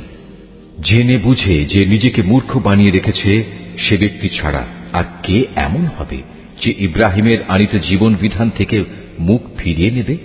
অথচ তাকে আমি দুনিয়ার নবুয়তের জন্য বাছাই করে নিয়েছি। শেষ বিচারের দিনেও সে আমার নেক লোকদের মধ্যে শামিল হবে। যখন আমি তাকে বললাম, তুমি আমার অনুগত মুসলিম হয়ে যাও, সে বলল, আমি সৃষ্টিকুলের মালিক আল্লাহ তাআলার পূর্ণ আনুগত্য স্বীকার করে নিলাম। যে পথ ইব্রাহিম নিজের জন্য বেছে নিল, সে পথে চলার জন্য সে তার সন্তান সন্ততিকেও ওসিয়ত করে গেল। ইয়াকুবও তার সন্তানদের ওসিয়ত করে বলল, হে আমার সন্তানরা, নিশ্চয়ই আল্লাহ তাআলা তোমাদের জন্য এই দ্বীন ইসলাম মনোনীত করে দিয়েছেন। অতএব কোন অবস্থায় এই জীবন বিধানের আনুগত্য স্বীকার ব্যতি রেখে তোমরা মৃত্যুবরণ করো না। হে ইহুদি জাতি, তোমরা কি তখন সেখানে উপস্থিত ছিলে যখন ইয়াকুবের সামনে তার মৃত্যু এসে হাজির হল এবং সে যখন তার ছেলে মেয়েদের বলল, বলো, আমার মৃত্যুর পর তোমরা কার ইবাদত করবে? তারা বলল, আমরা অবশ্যই তোমার মাবুদ, তোমার পূর্বপুরুষ ইব্রাহিম, ইসমাইল ও ইসহাকের মাবুদের ইবাদত করব। এ মাবুদ হচ্ছেন একক, আমরা তার আত্মসমর্পণকারী বান্দা হয়ে থাকব। এরা ছিল এক ধরনের জাতি যারা আজ গত হয়ে গেছে। তারা যা করে গেছে তা তাদের নিজেদের জন্য, আবার তোমরা যা করবে তা হবে তোমাদের নিজেদের জন্য। তারা যা কিছু করছিল সে ব্যাপারে তোমাদের কিছু জিজ্ঞেস করা হবে না। এরা ইহুদি ও নাসারারা বলে, তোমরা ইহুদি কিংবা খ্রিস্টান হয়ে যাও, তাহলে তোমরা সঠিক পথে পরিচালিত হবে। হে নবী, তুমি বলো, আমাদের কাছে তো বরং ইব্রাহিমের একনিষ্ঠ মতাদর্শই রয়েছে, আর সে কখনো মুশরিকদের অন্তর্ভুক্ত ছিল না। তোমরা বলো, আমরা তো আল্লাহর উপর ঈমান এনেছি এবং ঈমান এনেছি আল্লাহ তাআলা আমাদের কাছে যা কিছু নাজিল করেছেন তার উপর। আমাদের আগে ইব্রাহিম, ইসমাইল, ইসহাক, ইয়াকুব ও তাদের পরবর্তী সন্তানদের উপর যা কিছু নাজিল করা হয়েছে তাও আমরা মানি তাছাড়া মুসা, ঈসা সহ সব নবীকে তাদের মালিকের পক্ষ থেকে যা কিছু দেওয়া হয়েছে তার উপর আমরা ঈমান এনেছি। আমরা এদের কারো মধ্যেই কোনো তারতম্য করি না। আমরা তো হচ্ছি আল্লাহরই অনুগত বান্দা। আর এরা যদি তোমাদের মতোই আল্লাহর উপর ঈমান আনত, তাহলে তারাও সঠিক পথ পেত। তারা যদি সে পথ থেকে ফিরে আসে, তাহলে তারা অবশ্যই উপদলীয় অনৈক্যের মাঝে পড়ে যাবে। আল্লাহ তাআলাই তোমার জন্য যথেষ্ট হবেন। তিনি শোনেন, তিনিই জানেন। হে নবী, তাদের তুমি বলো, আসল রং হচ্ছে আল্লাহ তাআলারই। এমন কে আছে যার রং তার রঙের চেয়ে উৎকৃষ্ট হতে পারে? আমরা ঘোষণা করছি, আমরা তাঁরই ইবাদত করি। হে নবী, তুমি তাদের বলো, তোমরা কি স্বয়ং আল্লাহ তাআলার ব্যাপারেই আমাদের সাথে বিতর্কে লিপ্ত হতে চাও? অথচ তিনি যেমন আমাদের মালিক, তেমনি তিনি তোমাদেরও মালিক। আমাদের কাজ আমাদের জন্য, আর তোমাদের কাজ তোমাদের জন্য। আমরা তাঁর আনুগত্যের ব্যাপারে সবাই হচ্ছি নিষ্ঠাবান। অথবা তোমরা কি একথা বলতে চাও যে ইব্রাহিম, ইসমাইল, ইসহাক, ইয়াকুব ও তাদের বংশধররা সবাই ছিল ইহুদি কিংবা খ্রিস্টান? হে নবী, তুমি বলে দাও, এ ব্যাপারে তোমরা বেশি জানো না আল্লাহ তাআলা বেশি জানেন? যদি কোনো ব্যক্তি তার কাছে মজুদ আল্লাহর কাছ থেকে আগত সাক্ষ্য প্রমাণ গোপন করে, তাহলে তার চেয়ে বড় জালেম আর কে হতে পারে? আল্লাহ তাআলা তোমাদের কাজকর্মের ব্যাপারে মোটেই গাফেল নন। এরাও ছিল এক ধরনের সম্প্রদায় যারা আজ গত হয়ে গেছে। তারা যা করে গেছে তা তাদের জন্য, আর তোমাদের কর্মফল হবে তোমাদের জন্য। তারা যা কিছু করছিল সে ব্যাপারে তোমাদের কিছু জিজ্ঞাসা করা হবে না। কেবলা বদলের ব্যাপারে মানুষদের ভেতর থেকে কিছু মূর্খ লোক অচিরেই বলতে শুরু করবে, এ কি হল? এতদিন যে কেবলার উপর তারা প্রতিষ্ঠিত ছিল, আজ কিসে তাদের সেদিক থেকে ফিরিয়ে দিল? হে নবী, তুমি তাদের বলে দাও, পূর্ব পশ্চিম সবই আল্লাহ তাআলার জন্য। আল্লাহ তাআলা যাকে ইচ্ছা তাকে সঠিক পথে পরিচালিত করেন। এভাবেই আমি তোমাদের এক মধ্যপন্থী মানব দলে পরিণত করেছি, যেন তোমরা দুনিয়ার অন্যান্য মানুষদের উপর হেদায়েতের সাক্ষী হয়ে থাকতে পারো, এবং একইভাবে রসুলও তোমাদের উপর সাক্ষী হয়ে থাকতে পারে। যে কেবলার উপর তোমরা এতদিন প্রতিষ্ঠিত ছিলে, আমি তা এই উদ্দেশ্যেই নির্ধারণ করেছিলাম, যাতে করে আমি এ কথাটা জেনে নিতে পারি যে তোমাদের মধ্যে কে রসুলের অনুসরণ করে আর কে তার কথা থেকে ফিরে যায়। তাদের উপর এটা ছিল কঠিন পরীক্ষা। অবশ্য আল্লাহ তাআলা যাদের হেদায়েত দান করেছেন তাদের কথা আলাদা। আল্লাহ তাআলা কখনো তোমাদের ঈমান বিনষ্ট করবেন না। অবশ্যই আল্লাহ তাআলা মানুষদের সাথে বড় দয়ালু ও একান্ত মেহেরবান। কেবলা পরিবর্তনের জন্য তুমি আকাশের দিকে তাকিয়ে যেভাবে আমার আদেশের অপেক্ষায় থাকতে, তা আমি অবশ্যই দেখতে পেয়েছি। তাই আমি তোমার পছন্দ মতো দিককে কেবলা বানিয়ে দিচ্ছি। এখন থেকে তোমরা এই মর্যাদা সম্পন্ন মসজিদের দিকে ফিরে নামাজ আদায় করতে থাকবে। তোমরা যেখানেই থাকো না কেন, তোমাদের মুখমণ্ডল সেদিকে ফিরিয়ে দেবে। এসব লোক যাদের কাছে আগেই কিতাব নাজিল করা হয়েছিল, তারা ভালো করেই জানো। এ ব্যাপারটা তোমার মালিকের পক্ষ থেকে আসা সম্পূর্ণ একটি সত্য ঘটনা। এ সত্ত্বেও তারা যে আচরণ করে যাচ্ছে, আল্লাহ তাআলা তা থেকে মোটেই অনবহিত নন। যাদের ইতিপূর্বে কিতাব দান করা হয়েছে তাদের সামনে যদি তুমি দুনিয়ার সব কয়টি প্রমাণও এনে হাজির করো, তারপরেও এরা তোমার কেবলার অনুসরণ করবে না, আর এরপর তুমিও তাদের কেবলার অনুসরণকারী হতে পারো না। তাছাড়া এদের এক দলও তো আরেক দলের কেবলার অনুসরণ করে না। আমার পক্ষ থেকে এই জ্ঞান তোমাদের কাছে পৌঁছার পর তুমি যদি তাদের ইচ্ছা আকাঙ্ক্ষার অনুসরণ করো, তাহলে অবশ্যই তুমি জালেমদের দলে শামিল হয়ে যাবে। যাদের আমি কিতাব দান করেছি এরা তাকে এত ভালো করে চেনে, যেমনি এরা চেনে আপন ছেলেদের। এদের একদল সত্য গোপন করার চেষ্টা করছে, অথচ এরা তো সবকিছুই জানে। হে নবী, তুমি তাদের বলো, তোমার মালিকের পক্ষ থেকে এ হচ্ছে একমাত্র সত্য। সুতরাং কোন অবস্থায় তোমরা সন্দেহ পোষণকারীদের দলে শামিল হও না। প্রত্যেক জাতির জন্য ইবাদতের একটা দিক নির্দিষ্ট থাকে, যেদিকে সে জাতি মুখ করে দাঁড়ায়। অতএব তোমরা আসল কল্যাণের দিকে অগ্রসর হবার কাজে একে অপরের সাথে প্রতিযোগিতা করো। তোমরা যেখানেই থাকো না কেন, তিনি তোমাদের সবাইকে এক স্থানে এনে হাজির করবেন। অবশ্যই আল্লাহ তাআলা সব কিছুর উপর ক্ষমতাবান। তুমি যে কোনো স্থান থেকেই বেরিয়ে আসো না কেন, নামাজের জন্য মসজিদে হারামের দিকে মুখ ফেরাও, কেননা এটাই হচ্ছে আল্লাহ তাআলার কাছ থেকে কিবলা সংক্রান্ত সঠিক সিদ্ধান্ত। আর আল্লাহ তাআলা তোমাদের কার্যাবলী সম্পর্কে মোটেই উদাসীন নন। হে নবী, যেদিক থেকেই তুমি বেরিয়ে আসবে নামাজের জন্য, সেখান থেকেই মসজিদে হারামের দিকে মুখ ফিরিয়ে দাঁড়িয়ে যেও।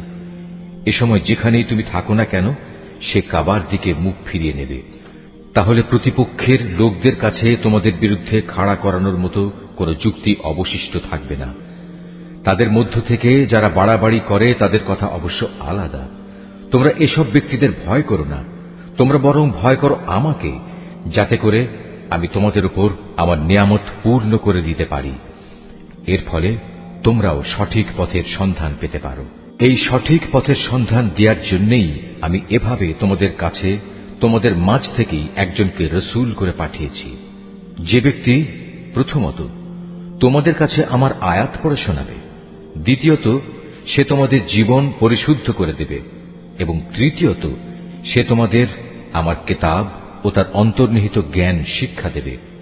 সর্বোপরি সে তোমাদের এমন বিষয়সমূহের জ্ঞান দান করবে যা তোমরা কখনো জানতে না। অতএব এসব অনুগ্রহের জন্য তোমরা আমাকেই স্মরণ করো, তাহলে আমিও তোমাদের স্মরণ করব। তোমরা আমার কৃতজ্ঞতা আদায় করো এবং কখনো তোমরা আমার অকৃতজ্ঞ হইও না। হে মানুষ, তোমরা যারা ঈমান এনেছ, পরম ধৈর্য ও খালেস নামাজের মাধ্যমে তোমরা আমার কাছে সাহায্য প্রার্থনা করো।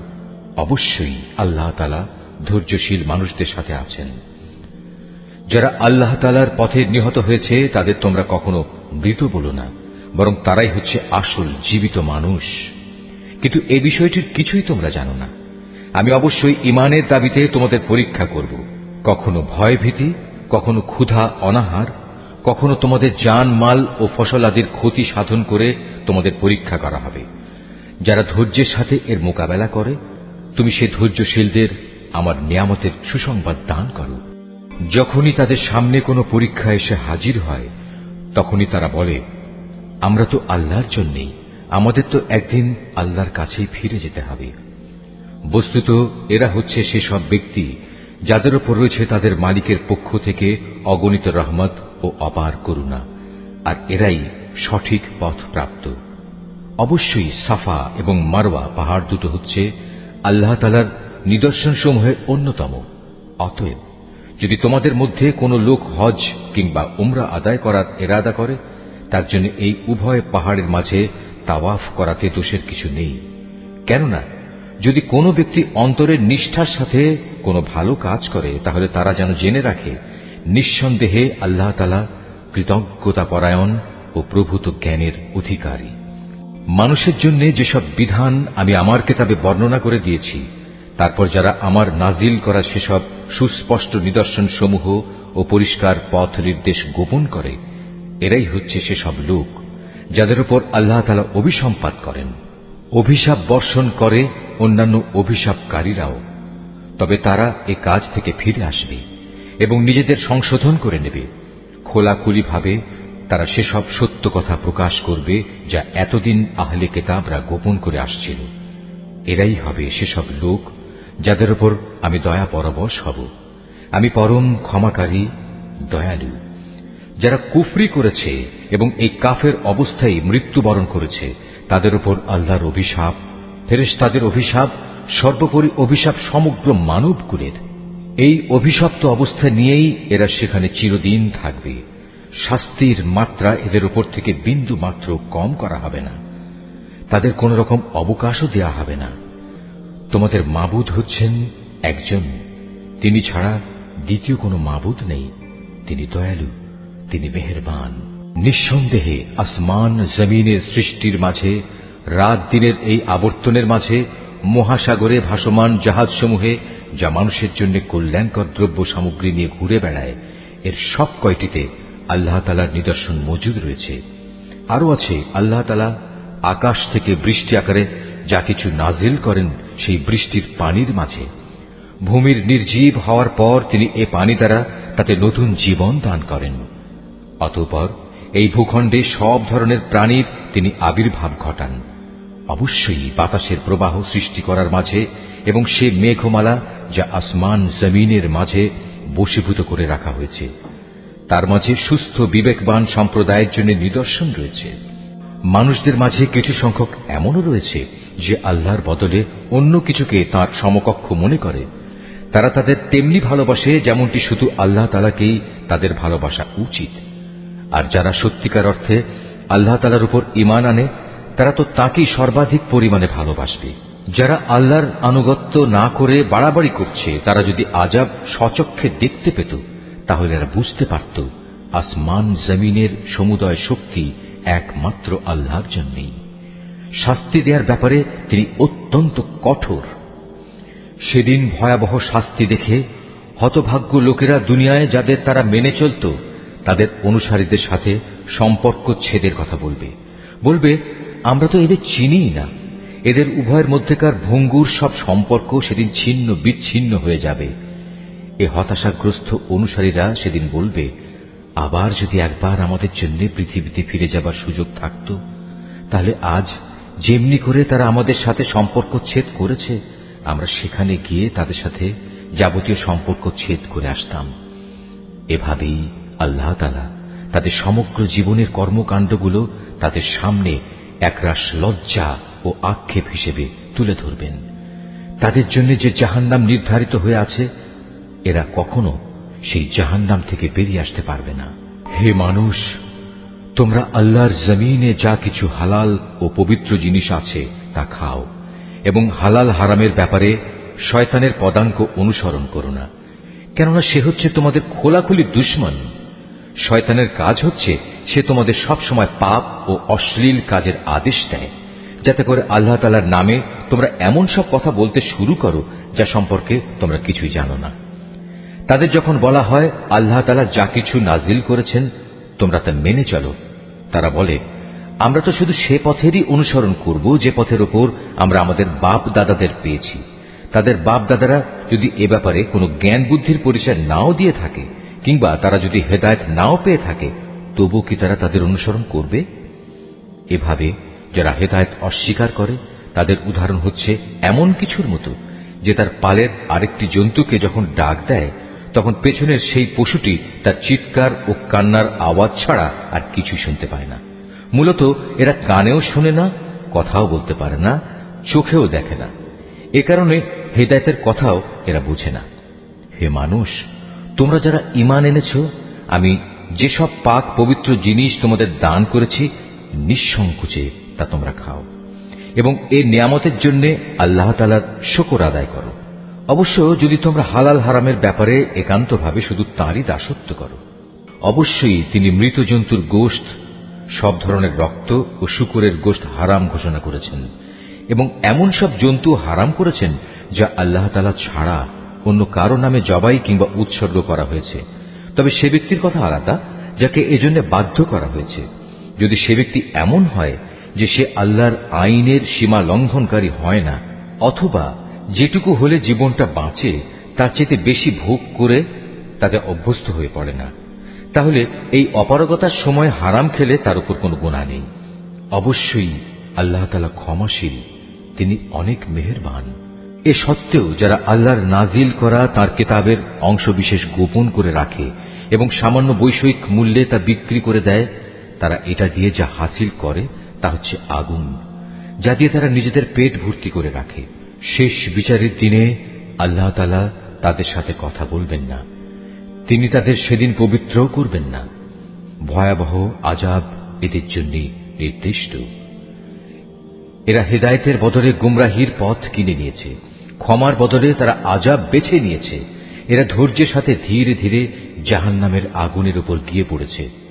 এটা এই জন্যে আল্লাহ তাআলা মানব জাতির জন্য আগে থেকেই সত্য দ্বীন সহকারে কিতাব নাজিল করে দিয়েছেন। যারা এই কিতাবে মতবিরোধে লিপ্ত হয়েছে তারা সত্য ও ন্যায়ের পথ থেকে অনেক দূরে বিক্ষিপ্ত হয়ে গেছে।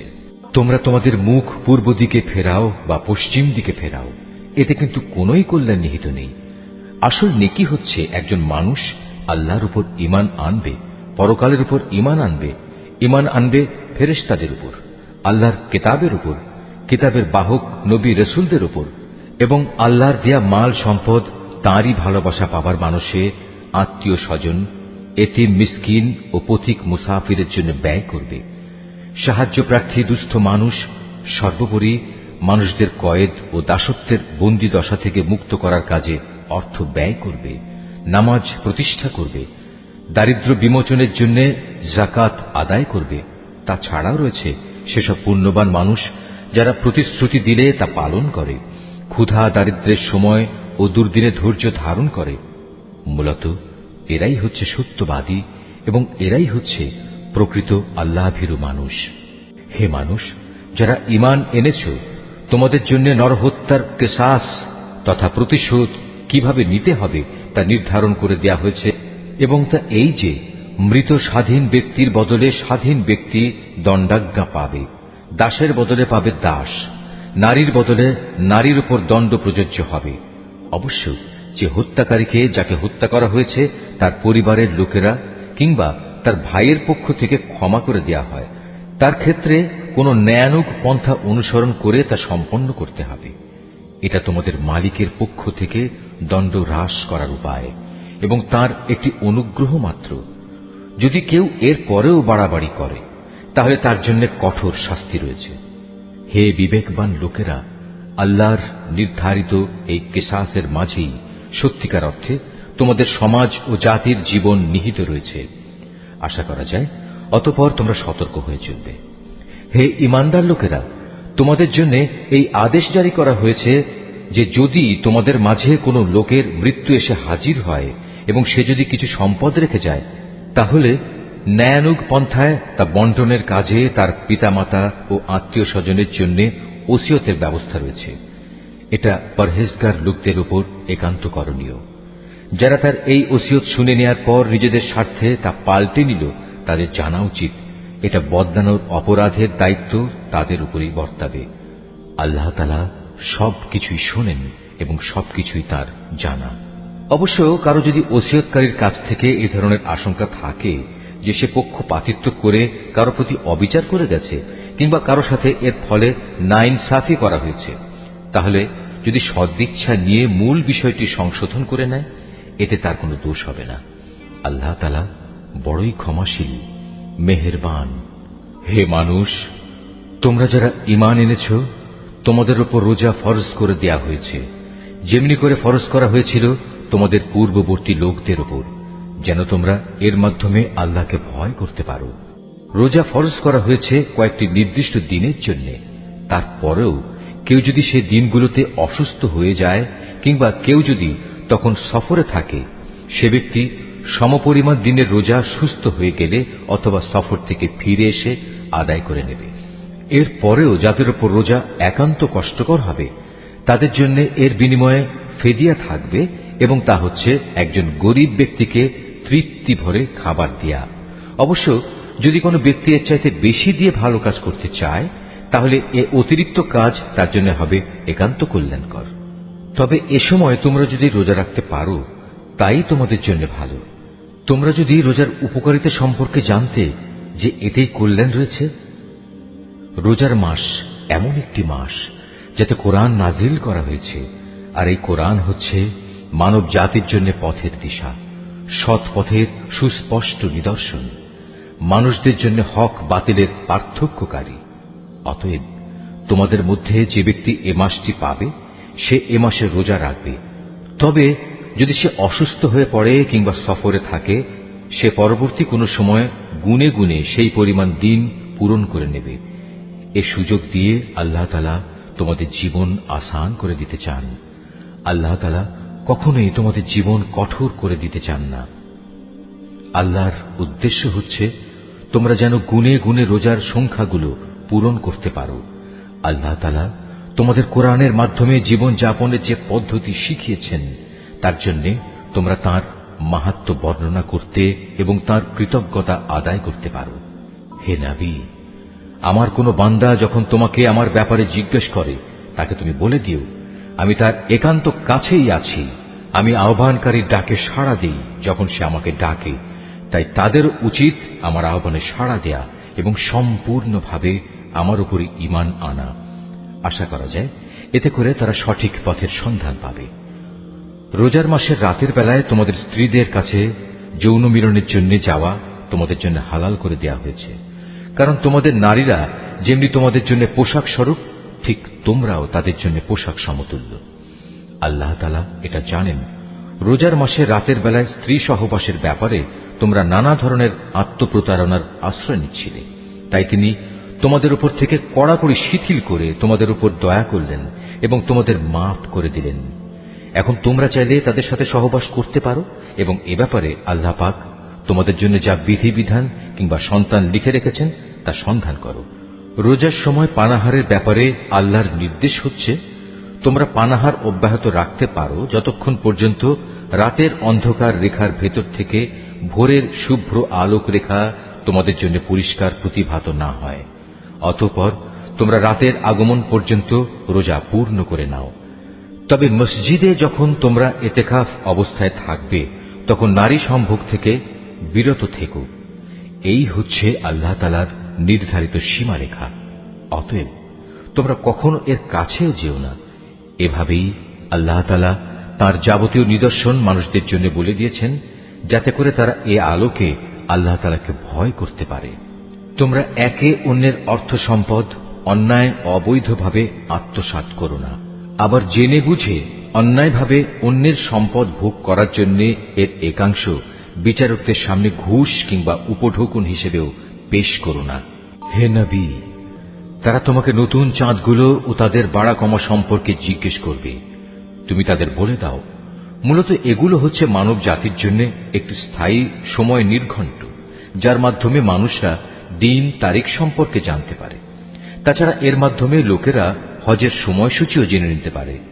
এহরাম বাঁধার পর পেছন দরজা দিয়ে ঘরে প্রবেশ করার মাঝে কোনো সওয়াব নেই। আসল নেকি হচ্ছে কে আল্লাহ তাআলাকে ভয় করল তা দেখা। এখন থেকে ঘরে ঢোকার সময় সামনের দুয়ার দিয়েই তোমরা আসা যাওয়া করো। তোমরা একমাত্র আল্লাহ তাআলাকে ভয় করবে। তোমরা আল্লাহ তাআলার পথে সেসব লোকের সাথে লড়াই করো যারা তোমাদের সাথে লড়াই করে, কিন্তু কোনো অবস্থায় সীমা লঙ্ঘন করো না, কারণ আল্লাহ তাআলা কখনো সীমা লঙ্ঘনকারীদের পছন্দ করেন না। যেখানেই তোমরা তাদের পাও সেখানেই তোমরা তাদের হত্যা করো। যেসব স্থান থেকে তারা তোমাদের বহিষ্কার করে দিয়েছে তোমরাও তাদের সেসব স্থান থেকে বের করে দাও। জেনে রেখো, ফিতনা, ফাসাদ, দাঙ্গা হাঙ্গামা, নরহত্যার চাইতেও বড় অপরাধ তোমরা কাবা ঘরের পাশে কখনো তাদের সাথে যুদ্ধে লিপ্ত হও না, যতক্ষণ পর্যন্ত তারা সেখানে তোমাদের আক্রমণ না করে। তারা যদি তোমাদের সাথে যুদ্ধ করে তাহলে তোমরাও তাদের সাথে যুদ্ধ করো। এভাবেই কাফেরদের শাস্তি দেয়া হয়। তবে তারা যদি যুদ্ধ বিগ্রহ থেকে ফিরে আসে তাহলে মনে রেখো, আল্লাহ তাআলা বড়ই ক্ষমাশীল ও দয়ার আধার। তোমরা তাদের সাথে লড়াই করতে থাকো যতক্ষণ না জমিন থেকে ফিতনা নির্মূল হয়ে যায় এবং আল্লাহর জমিনে আল্লাহর দেয়া জীবন ব্যবস্থা পূর্ণাঙ্গভাবে আল্লাহর জন্য নির্দিষ্ট হয়ে যায়। যদি তারা যুদ্ধ থেকে ফিরে আসে তবে তাদের সাথে আর কোনো বাড়াবাড়ি নয়। তবে হ্যাঁ, যারা নিজেরাই জালেম তাদের উপর এটা প্রযোজ্য নয়। একটি সম্মানিত মাসের বদলেই একটি সম্মানিত মাস আশা করা যাবে। প্রয়োজনে এ সম্মানিত মাস সমূহেও প্রতিশোধ ব্যবস্থা বৈধ হবে। এ সময়ে যদি কেউ তোমাদের উপর হস্ত প্রসারিত করে তাহলে তোমরাও তাদের উপর তেমনি হস্ত প্রসারিত করে জবাব দাও। তবে সর্বদাই আল্লাহকে ভয় করতে থাকো। মনে রেখো, যারা অপরাধ থেকে বেঁচে থাকে আল্লাহ তাআলা তাদের সাথে রয়েছেন। আল্লাহর পথে অর্থ সম্পদ ব্যয় করো। অর্থ সম্পদ আঁকড়ে ধরে নিজেদের হাতেই নিজেদের ধ্বংসের অতলে নিক্ষেপ করো না, এবং তোমরা অন্য মানুষদের সাথে দয়া অনুগ্রহ করো। নিশ্চয়ই আল্লাহ তাআলা অনুগ্রহকারী ব্যক্তিদের ভালোবাসেন। আল্লাহ তাআলা সন্তুষ্টির জন্য হজ ও ওমরা সম্পন্ন করো। পথে যদি তোমাদের কোথাও বাধা দেয়া হয় তাহলে সে স্থানে কোরবানির জন্য যা কিছু সহজভাবে হাতের কাছে পাওয়া যায় তা দিয়েই কোরবানি আদায় করে নাও। তবে কোরবানির পশু তার নির্দিষ্ট গন্তব্যস্থলে পৌঁছার আগ পর্যন্ত তোমরা তোমাদের মাথা মুন্ডন করো না। যদি তোমাদের মধ্যে কোনো ব্যক্তি অসুস্থ হয়ে পড়ে অথবা যদি তার মাথায় কোনো রোগ থাকে যে কারণে আগেই তার মাথা মুন্ডন করা প্রয়োজন হয়ে পড়ে, তাহলে সে যেন এর বিনিময়ে ফিদিয়া আদায় করে, এবং তা হচ্ছে কিছু রোজা রাখা অথবা অর্থ দান করা কিংবা কোরবানি আদায় করা। অতঃপর তোমরা যখন নিরাপদ হয়ে যাবে তখন তোমাদের কেউ যদি একসাথে হজ ও ওমরা আদায় করতে চায় তার উচিত তার সাধ্য অনুযায়ী কোরবানি আদায় করা। যদি কোরবানি করার মতো কোনো পশু সে না পায়, তাহলে সে যেন হজের সময়কালে 3টি এবং তোমরা যখন বাড়ি ফিরে আসবে তখন 7টি, সর্বমোট পূর্ণ 10টি রোজা রাখে। এই সুবিধাটুকু শুধু তাদের জন্য যাদের পরিবার পরিজন আল্লাহর ঘরের আশেপাশে বর্তমান নেই। তোমরা আল্লাহকেই ভয় করো, জেনে রাখো আল্লাহ তাআলা কঠোর আযাব প্রদানকারী বটে। হজের মাসসমূহ একান্ত সুপরিচিত। সে সময়গুলোর মধ্যে যে ব্যক্তি হজ আদায় করার মনস্থ করবে সে যেন জেনে রাখে হজের ভেতর কোনো যৌন সম্ভোগ নেই, নেই কোনো অশ্লীল গালিগালাজ বা ঝগড়াঝাটি। আর যত ভালো কাজই তোমরা করো আল্লাহ তাআলা অবশ্যই তা জানেন। হজের নিয়ত করলে এর জন্য তোমরা পাথেয় জোগাড় করে নেবে, যদিও আল্লাহর ভয়টাই হচ্ছে মানুষের সর্বোৎকৃষ্ট পাথেয়। অতএব হে বুদ্ধিমান মানুষরা, তোমরা আমাকেই ভয় করো। হজের এ সময়গুলোতে যদি তোমরা আল্লাহর অনুগ্রহ তালাশ করতে গিয়ে কোনো অর্থনৈতিক ফায়দা হাসিল করতে চাও, তাতে তোমাদের কোনোই দোষ নেই। অতঃপর তোমরা যখন আরাফাতের ময়দান থেকে ফিরে আসবে, তখন মুজদালিফায় মাশআরে হারামের কাছে এসে আল্লাহকে স্মরণ করবে, ঠিক যেমনি করে আল্লাহ তাআলা তোমাদের তাকে ডাকার পথ বলে দিয়েছেন, তেমনি করে তাকে স্মরণ করবে। ইতিপূর্বে তোমরা আসলেই পথভ্রষ্টদের দলে শামিল ছিলে। তারপর তোমরা সে স্থান থেকে ফিরে এসো যেখান থেকে অন্য হজ পালনকারী ব্যক্তিরা ফিরে আসে। নিজেদের ভুল ভ্রান্তির জন্য আল্লাহ তাআলার কাছে ক্ষমা প্রার্থনা করো। নিঃসন্দেহে আল্লাহ তাআলা গুনাহ খাতা মাফ করে দেন, তিনি বড়ই দয়ালু। যখন তোমরা তোমাদের হজের যাবতীয় আনুষ্ঠানিকতা শেষ করে নেবে, তখন এখানে বসে আগের দিনে যেভাবে তোমরা তোমাদের পূর্বপুরুষদের গৌরবের কথা স্মরণ করতে, তেমনি করে বরং তার চেয়ে বেশি পরিমাণে এখন আল্লাহকে স্মরণ করো। মানুষদের ভেতর থেকে একদল লোক বলে, হে আমাদের মালিক, সব ভালো জিনিস তুমি আমাদের এই দুনিয়াতেই দিয়ে দাও। বস্তুত যারা এ ধরনের কথা বলে তাদের জন্য পরকালে আর কোনো পাওনাই বাকি থাকে না। আবার এ মানুষদেরই আর একদল বলে, হে আমাদের প্রতিপালক, এ দুনিয়ায়ও তুমি আমাদের কল্যাণ দান করো, পরকালেও তুমি আমাদের কল্যাণ দাও। সর্বোপরি তুমি আমাদের আগুনের আযাব থেকে নিষ্কৃতি দাও। এ ধরনের লোকদের তাদের নিজ নিজ উপার্জন মোতাবেক তাদের যথার্থ হিস্সা রয়েছে। আল্লাহ তাআলাই হচ্ছেন দ্রুত হিসাব গ্রহণকারী। হাতে গোনা হজের এ কয়টি দিনে বেশি পরিমাণে আল্লাহকে স্মরণ করো। হজের পর যদি কেউ তাড়াহুড়ো করে দুদিনের মধ্যে মিনা থেকে মক্কায় ফিরে আসে, তাতে যেমন কোনো দোষ নেই, তেমনি যদি কোনো ব্যক্তি সেখানে আরো বেশি অপেক্ষা করতে চায়, তাতেও কোনো দোষ নেই। এই নিয়ম হচ্ছে তার জন্য যে আল্লাহকে ভয় করেছে। তোমরা শুধু আল্লাহ তাআলাকে ভয় করো এবং জেনে রাখো একদিন তোমাদের তাঁর কাছেই জড়ো করা হবে। মানুষদের মাঝে এমন লোকও আছে পার্থিব জীবনে যার কথা তোমাকে খুবই উৎফুল্ল করবে। তার মনে যা কিছু আছে তার উপর সে আল্লাহ তাআলাকে সাক্ষী বানায়, কিন্তু এর প্রকৃত পরিচয় হচ্ছে সে ভীষণ ঝগড়াটে ব্যক্তি। আবার সে যখন আল্লাহর জমিনের কোথাও ক্ষমতার আসনে বসতে পারে, তখন সে নানা প্রকারে অশান্তি সৃষ্টি করতে শুরু করে, জমিনের শস্য ক্ষেত্র বিনাশ করে, জীবজন্তুর বংশ নির্মূল করতে চায়। মূলত আল্লাহ তাআলা কখনো বিপর্যয় সৃষ্টিকারী মানুষদের পছন্দ করেন না।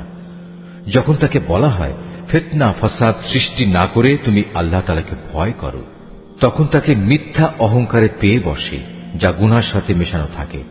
মূলত এ চরিত্রের লোকের জন্য জাহান্নামী যথেষ্ট, আর তা হচ্ছে একান্ত নিকৃষ্টতম ঠিকানা। এ মানুষদের ভেতর আবার এমন কিছু লোক রয়েছে যারা আল্লাহ তাআলার এতটুকু সন্তুষ্টি লাভের জন্য নিজের জীবন পর্যন্ত বিক্রি করে দেয়।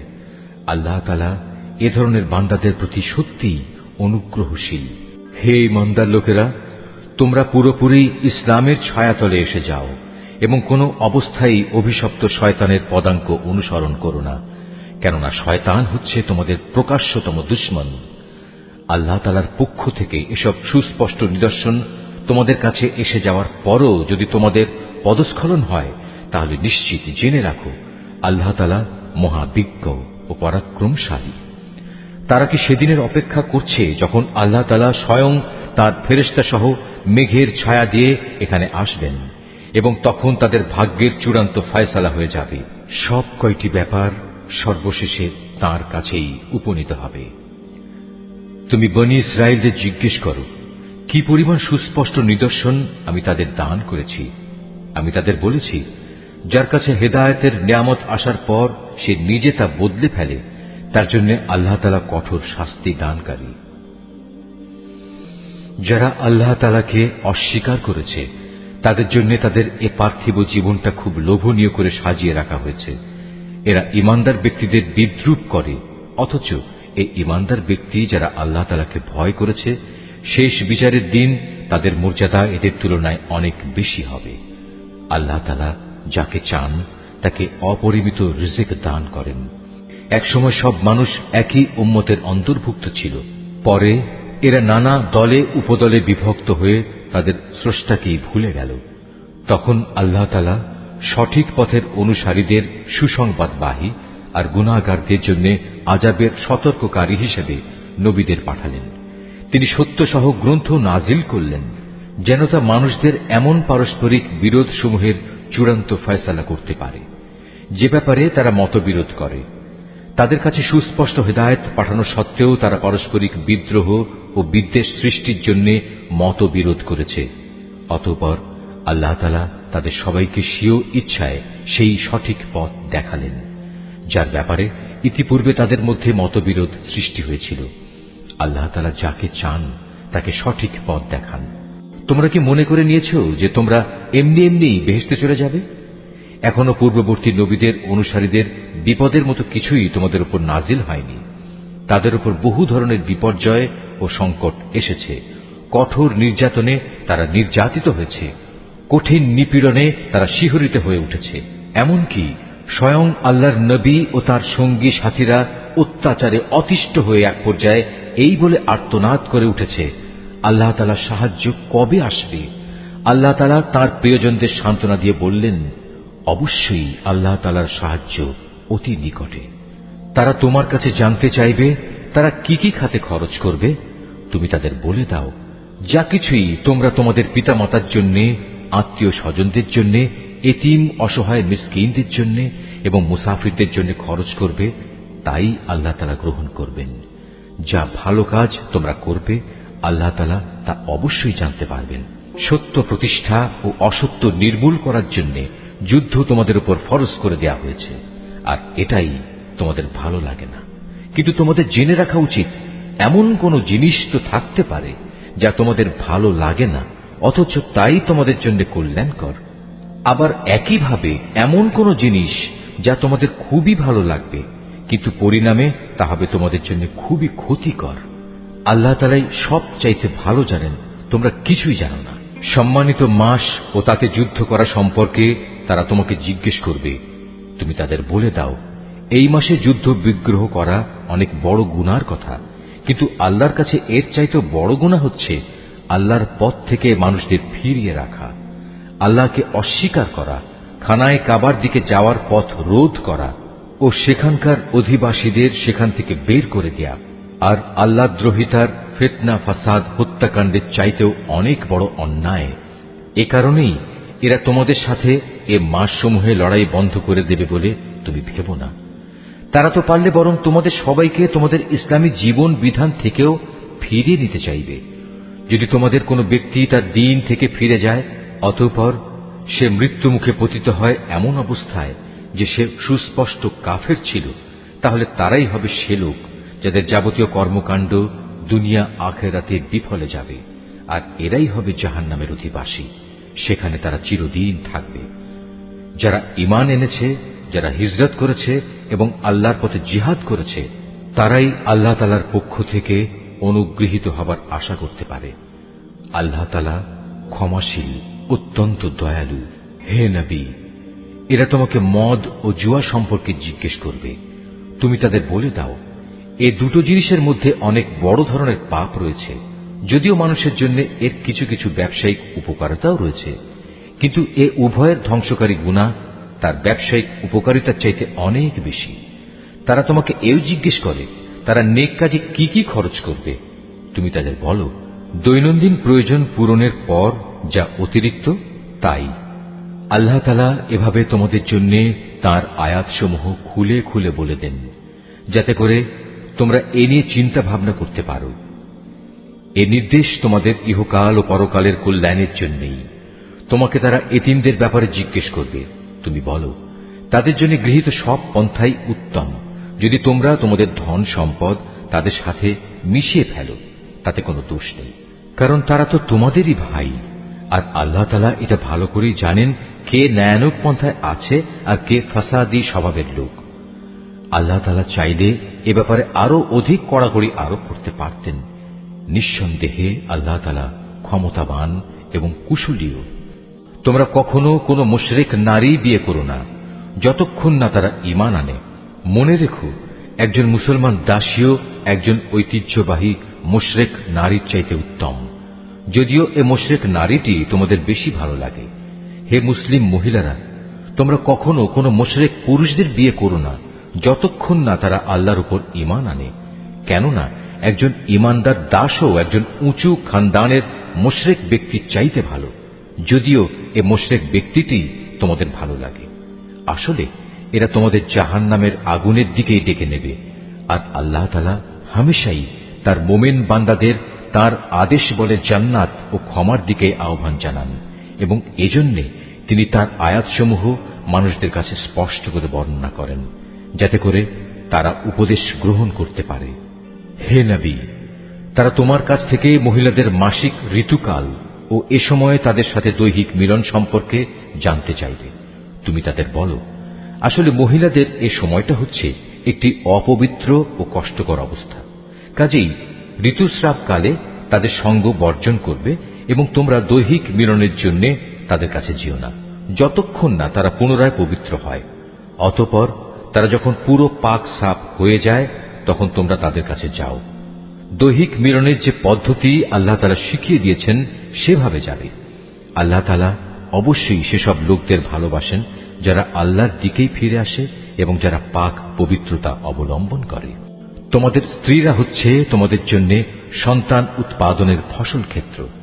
তোমরা তোমাদের এই ফসল ক্ষেত্রে যেভাবে ইচ্ছা সেভাবেই গমন করো। তোমরা সময় থাকতে নিজেদের জন্য কিছু অগ্রিম নেক আমল পাঠিয়ে দাও। তোমরা আল্লাহকে ভয় করো। জেনে রেখো, একদিন তোমাদের সবাইকে তাঁর সামনাসামনি হতে হবে। মোমেনদের তুমি পুরস্কারের সুসংবাদ দান করো। তোমরা তোমাদের এমন শপথের জন্য আল্লাহর নামকে কখনো ঢাল হিসাবে ব্যবহার করবে না, যার মাধ্যমে ভালো কাজ করা, আল্লাহ তাআলাকে ভয় করা এবং মানুষদের মাঝে শান্তি শৃঙ্খলা প্রতিষ্ঠা করার কাজ থেকে তোমরা দূরে থাকবে, কারণ আল্লাহ তাআলা তোমাদের সবকিছুই শোনেন এবং সব কথাই তিনি জানেন। আল্লাহ তাআলা তোমাদের নিরর্থক শপথের জন্য কখনো পাকড়াও করবেন না, তবে তিনি অবশ্যই সেসব শপথের ব্যাপারে তোমাদের জিজ্ঞাসাবাদ করবেন, যা তোমরা আন্তরিকভাবে সম্পন্ন করো। বস্তুত আল্লাহ তাআলা বড় ক্ষমাশীল ও ধৈর্যশীল। যেসব লোক নিজ স্ত্রীদের কাছে যাবে না বলে কসম করেছে, তাদের এ ব্যাপারে মনস্থির করার জন্য 4 মাসের অবকাশ রয়েছে। এ সময়ের ভেতর যদি তারা তাদের কসম থেকে ফিরে আসে, তাহলে জেনে রেখো আল্লাহ তাআলা ক্ষমাশীল ও দয়াবান। আর তারা যদি এ সময়ের ভেতর তালাক দেওয়ার সিদ্ধান্ত করে, তাহলে তারা যেন জেনে রাখে আল্লাহ তাআলা সব শোনেন, জানেন। তালাকপ্রাপ্তা মহিলারা যেন 3টি মাসিক ঋতু অথবা ঋতু থেকে পবিত্র থাকার 3টি মুদ্দত পর্যন্ত নিজেদের পুনরায় বিয়ের বন্ধন থেকে দূরে রাখে।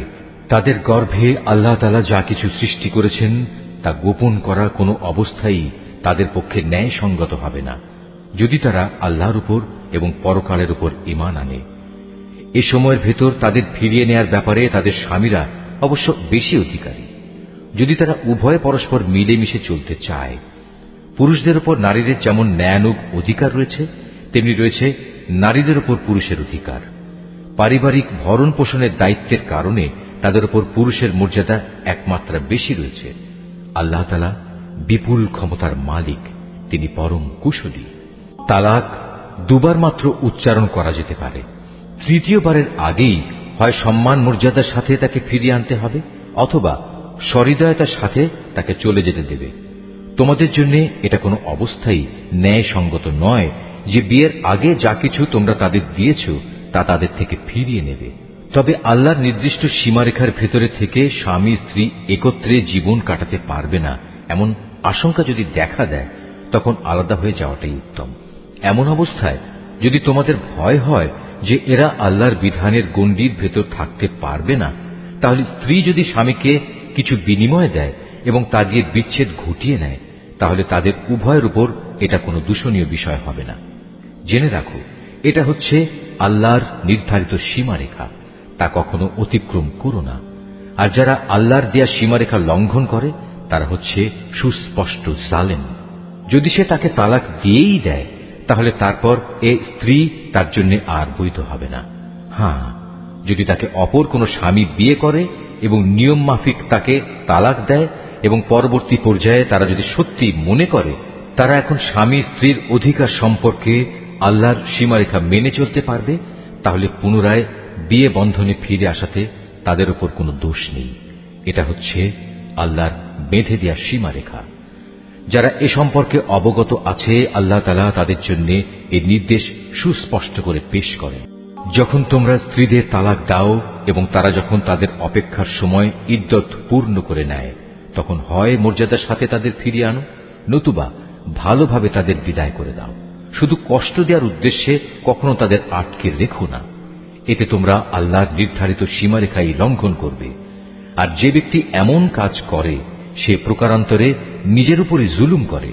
সাবধান, আল্লাহর নির্দেশসমূহকে কখনো হাসি তামাশার বস্তু মনে করো না। স্মরণ করো, তোমরা ছিলে অজ্ঞ। আল্লাহ তাআলা তোমাদের উপর হেদায়েতের বাণী পাঠিয়ে নিয়ামত দান করেছেন। শুধু তাই নয়, তিনি তোমাদের জন্য জ্ঞান ও যুক্তিপূর্ণ কিতাব নাজিল করেছেন, যা তোমাদের দৈনন্দিন জীবনের নিয়ম কানুন বাতলে দেয়। অতএব তোমরা আল্লাহকে ভয় করো এবং জেনে রাখো, তিনি তোমাদের যাবতীয় কাজকর্ম সম্পর্কে সম্পূর্ণ ওয়াকিবহাল রয়েছেন। যখন তোমরা তোমাদের স্ত্রীদের তালাক দিয়ে দাও, অতঃপর তালাক প্রাপ্ত স্ত্রীরাও তাদের নির্ধারিত অপেক্ষার সময় ইদ্যত পালন শেষ করে নেয়, তখন তোমরা তাদের পছন্দ মতো স্বামীদের সাথে বিয়ের ব্যাপারে বাধা দিও না। যদি তারা বিয়ের জন্য সম্মানজনকভাবে কোনো ঐক্যমত্যে পৌঁছে থাকে, তোমাদের ভেতর যারা আল্লাহ তাআলা ও পরকালীন জীবনের উপর বিশ্বাস স্থাপন করে তাদের এ আদেশই দেয়া হচ্ছে। মূলত এটা তোমাদের জন্য অধিক সম্মানের এবং অনেক পবিত্র কর্মধারা, কারণ আল্লাহ তাআলা জানেন তোমরা কিছুই জানো না। মায়েদের পুরো 2 বছরই সন্তানকে বুকের দুধ খাওয়ানো উচিত। এ নিয়ম তার জন্য যে চায় সন্তানের দুধ খাওয়ানো পুরো মাত্রায় আদায় করুক। সন্তানের পিতা দুধ খাওয়ানোর জন্য মায়েদের সম্মানজনক ভরণ পোষণ সুনিশ্চিত করবে। কোন ব্যক্তির উপর তার সাধ্যাতীত বোঝা চাপিয়ে দেওয়া যাবে না। পিতার সঙ্গতির কথা ভাবতে গিয়ে দেখতে হবে মায়েরাও যেন আবার নিজ সন্তান নিয়ে বেশি কষ্টে না পড়ে যায়, এবং পিতাকেও যেন সন্তান জন্ম দেওয়ার কারণে অযথা কষ্টে পড়ে যেতে না হয়, সেটাও খেয়াল রাখতে হবে। সন্তানের পিতার অবর্তমানে তার উত্তরাধিকারীদের উপর সন্তানের জন্মদাত্রী মায়ের অধিকার এভাবেই বহাল থাকবে। তবে কোন পর্যায়ে পিতামাতা যদি পারস্পরিক সম্মতি ও পরামর্শের ভিত্তিতে আগেভাগেই সন্তানের দুধ ছাড়িয়ে নিতে চায়, তাতেও তাদের উপর কোনো দোষের কিছু নেই। তোমরা যদি নিজেদের বদলে অন্য কাউকে সন্তানের দুধ খাওয়ানোর জন্য নিয়োগ করতে চাও এবং যদি দুগ্ধদাত্রীর পাওনা যথাযথভাবে বুঝিয়ে দেয়া হয়, তাতেও কোনো গুনাহ নেই। সর্বাবস্থায় আল্লাহ তাআলাকে ভয় করো এবং জেনে রেখো, তোমরা যা কিছুই করো আল্লাহ তাআলা তার সব কিছুই দেখতে পান। তোমাদের মধ্যে যারা মৃত্যু মুখে পতিত হয় এবং তারা যদি তাদের স্ত্রীদের জীবিত রেখে যায়, সে অবস্থায় স্ত্রীরা যদি বিয়ে করতে চায়, তাহলে তারা তাদের নিজেদের 4 মাস 10 দিন পর্যন্ত সময় বিয়ে থেকে বিরত থাকবে। অপেক্ষার এ সময়টুকু যখন তারা পূরণ করে নেবে, তখন নিজেদের বিয়ের ব্যাপারে তারা ন্যায়ানুগ পন্থায় যা ইচ্ছা তাই করতে পারবে, এবং এ বিষয়টিতে তাদের উপর কোনো গুনাহ নেই। মূলত তোমরা যে যাই করো না কেন, আল্লাহ তাআলা সব কাজেরই খবর রাখেন। এমনকি সে অপেক্ষার সময় শেষ হওয়ার আগেও তোমরা কেউ যদি তাকে বিয়ে করার জন্য পয়গাম পাঠাও, কিংবা তেমন কোনো ইচ্ছা যদি তোমরা নিজেদের মনের ভেতর লুকিয়েও রাখো, তাতেও তোমাদের উপর কোনো দোষ নেই, কেননা আল্লাহ তাআলা এটা ভালো করেই জানেন। তাদের কথা অবশ্যই তোমরা বারবার মনে করবে, কিন্তু সাবধান, আড়ালে আবডালে থেকে গোপনে তাদের বিয়ের কোনো প্রতিশ্রুতি দিও না। তাদের সাথে কখনো তোমাদের কথা বলতে হলে তা বলবে সম্মানজনক পন্থায়। আর ইদ্দত অপেক্ষার শরীয়ত সম্মত সময় শেষ হবার আগে কখনো তার সাথে বিয়ের সংকল্প করো না। জেনে রেখো, তোমাদের মনের সব ইচ্ছা অভিসন্ধির কথা কিন্তু আল্লাহ তাআলা ভালো করেই জানেন। অতএব তোমরা একমাত্র তাঁর থেকেই সতর্ক হও এবং একথাও জেনে রেখো, আল্লাহ তাআলা অত্যন্ত ধৈর্যশীল, মহান ক্ষমাশীল। স্ত্রীদের শারীরিকভাবে স্পর্শ করা কিংবা তাদের জন্য মোহরের কোনো অঙ্ক নির্ধারণের আগেই যদি তোমরা তাদের তালাক দাও, তাতে শরীয়তের দৃষ্টিতে তোমাদের উপর কোনো গুনাহ নেই। এ পরিস্থিতিতে মোহরের কোনো অঙ্ক নির্ধারিত না হলেও তাদের ন্যায়ানুগ পন্থায় কিছু পরিমাণ অর্থ আদায় করে দেবে। ধনী ব্যক্তির উপর থাকবে নিজ ক্ষমতা অনুযায়ী এবং গরিব ব্যক্তির উপর থাকবে তার সঙ্গতি অনুযায়ী। এটা নেককার লোকদের উপর আরোপিত স্ত্রীদের একটি অধিকার বটে। যদি এমন হয় তোমরা তাদের শারীরিকভাবে স্পর্শ করনি কিন্তু মোহরের অঙ্ক নির্ধারিত করে নিয়েছ, এমতাবস্থায় যদি তোমরা তাদের তালাক দাও, তাহলে তাদের জন্য থাকবে নির্ধারিত মোহরের অর্ধেক পরিমাণ, যা আদায় করে দিতে হবে। হ্যাঁ, তালাকপ্রাপ্তা স্ত্রী নিজের থেকে যদি তোমাদের তা মাফ করে দেয় কিংবা যে স্বামীর হাতে বিয়ের বন্ধন রয়েছে সে যদি স্ত্রীকে নির্দিষ্ট পরিমাণের বেশি দিয়ে অনুগ্রহ দেখাতে চায়, তাহলে তা হবে আল্লাহ ভীতিরও একান্ত কাছাকাছি। কখনো একে অপরের প্রতি দয়া ও সহৃদয়তা দেখাতে ভুলো না, কারণ তোমরা কে কি কাজ করো তার সবকিছুই আল্লাহ তাআলা পর্যবেক্ষণ করছেন। তোমরা নামাজ সমূহের উপর গভীরভাবে যত্নবান হও, বিশেষ করে মধ্যবর্তী নামাজ, এবং আল্লাহর জন্য বিনীতভাবে দাঁড়িয়ে থাকো। অতঃপর যদি তোমরা ভীতিপ্রদ কোনো অবস্থার সম্মুখীন হও, তখন প্রয়োজনে তোমরা নামাজ পড়বে পায়ের উপর দাঁড়িয়ে কিংবা সওয়ারির উপর থাকা অবস্থায়। তারপর তোমরা যখন নিরাপদ হয়ে যাবে তখন আল্লাহ তাআলাকে স্মরণ করো, যেভাবে আল্লাহ তাআলা তাকে স্মরণ করার নিয়ম শিখিয়েছেন, যার কিছুই তোমরা ইতিপূর্বে জানতে না।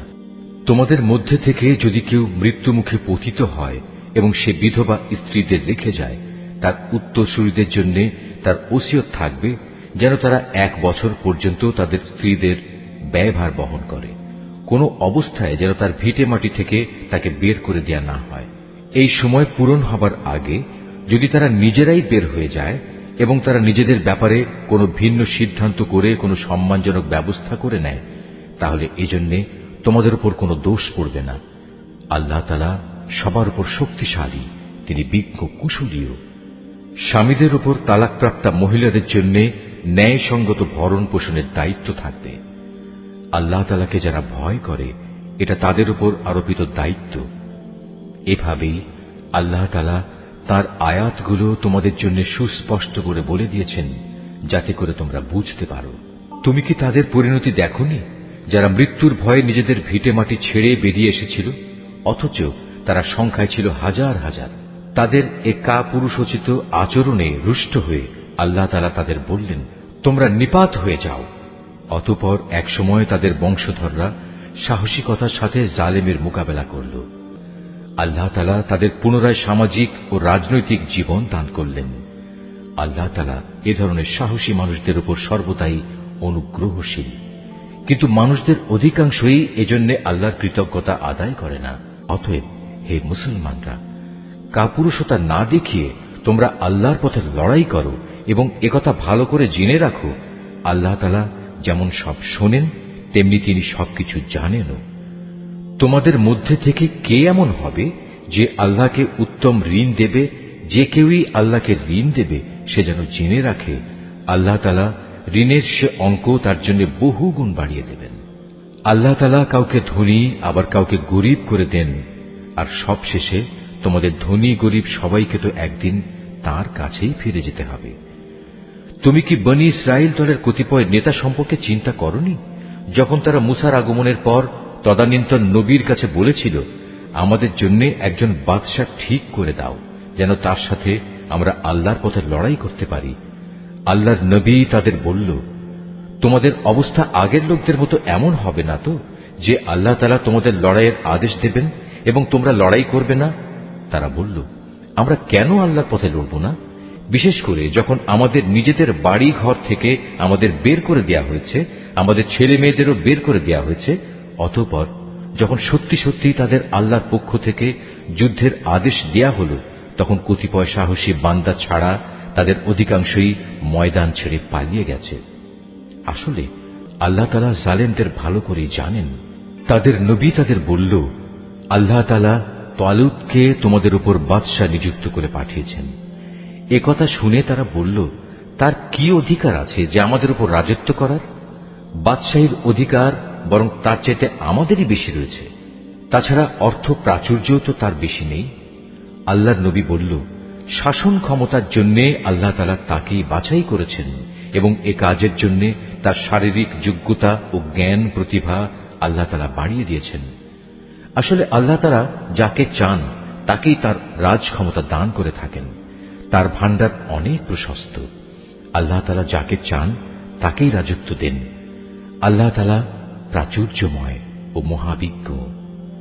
তাদের নবী তাদের আরো বলল, আল্লাহ তাআলা যাকে পাঠাচ্ছেন তার বাদশাহীর অবশ্যই একটা চিহ্ন থাকবে এবং তা হচ্ছে সে তোমাদের সামনে হারানো সিন্দুকটি এনে হাজির করবে।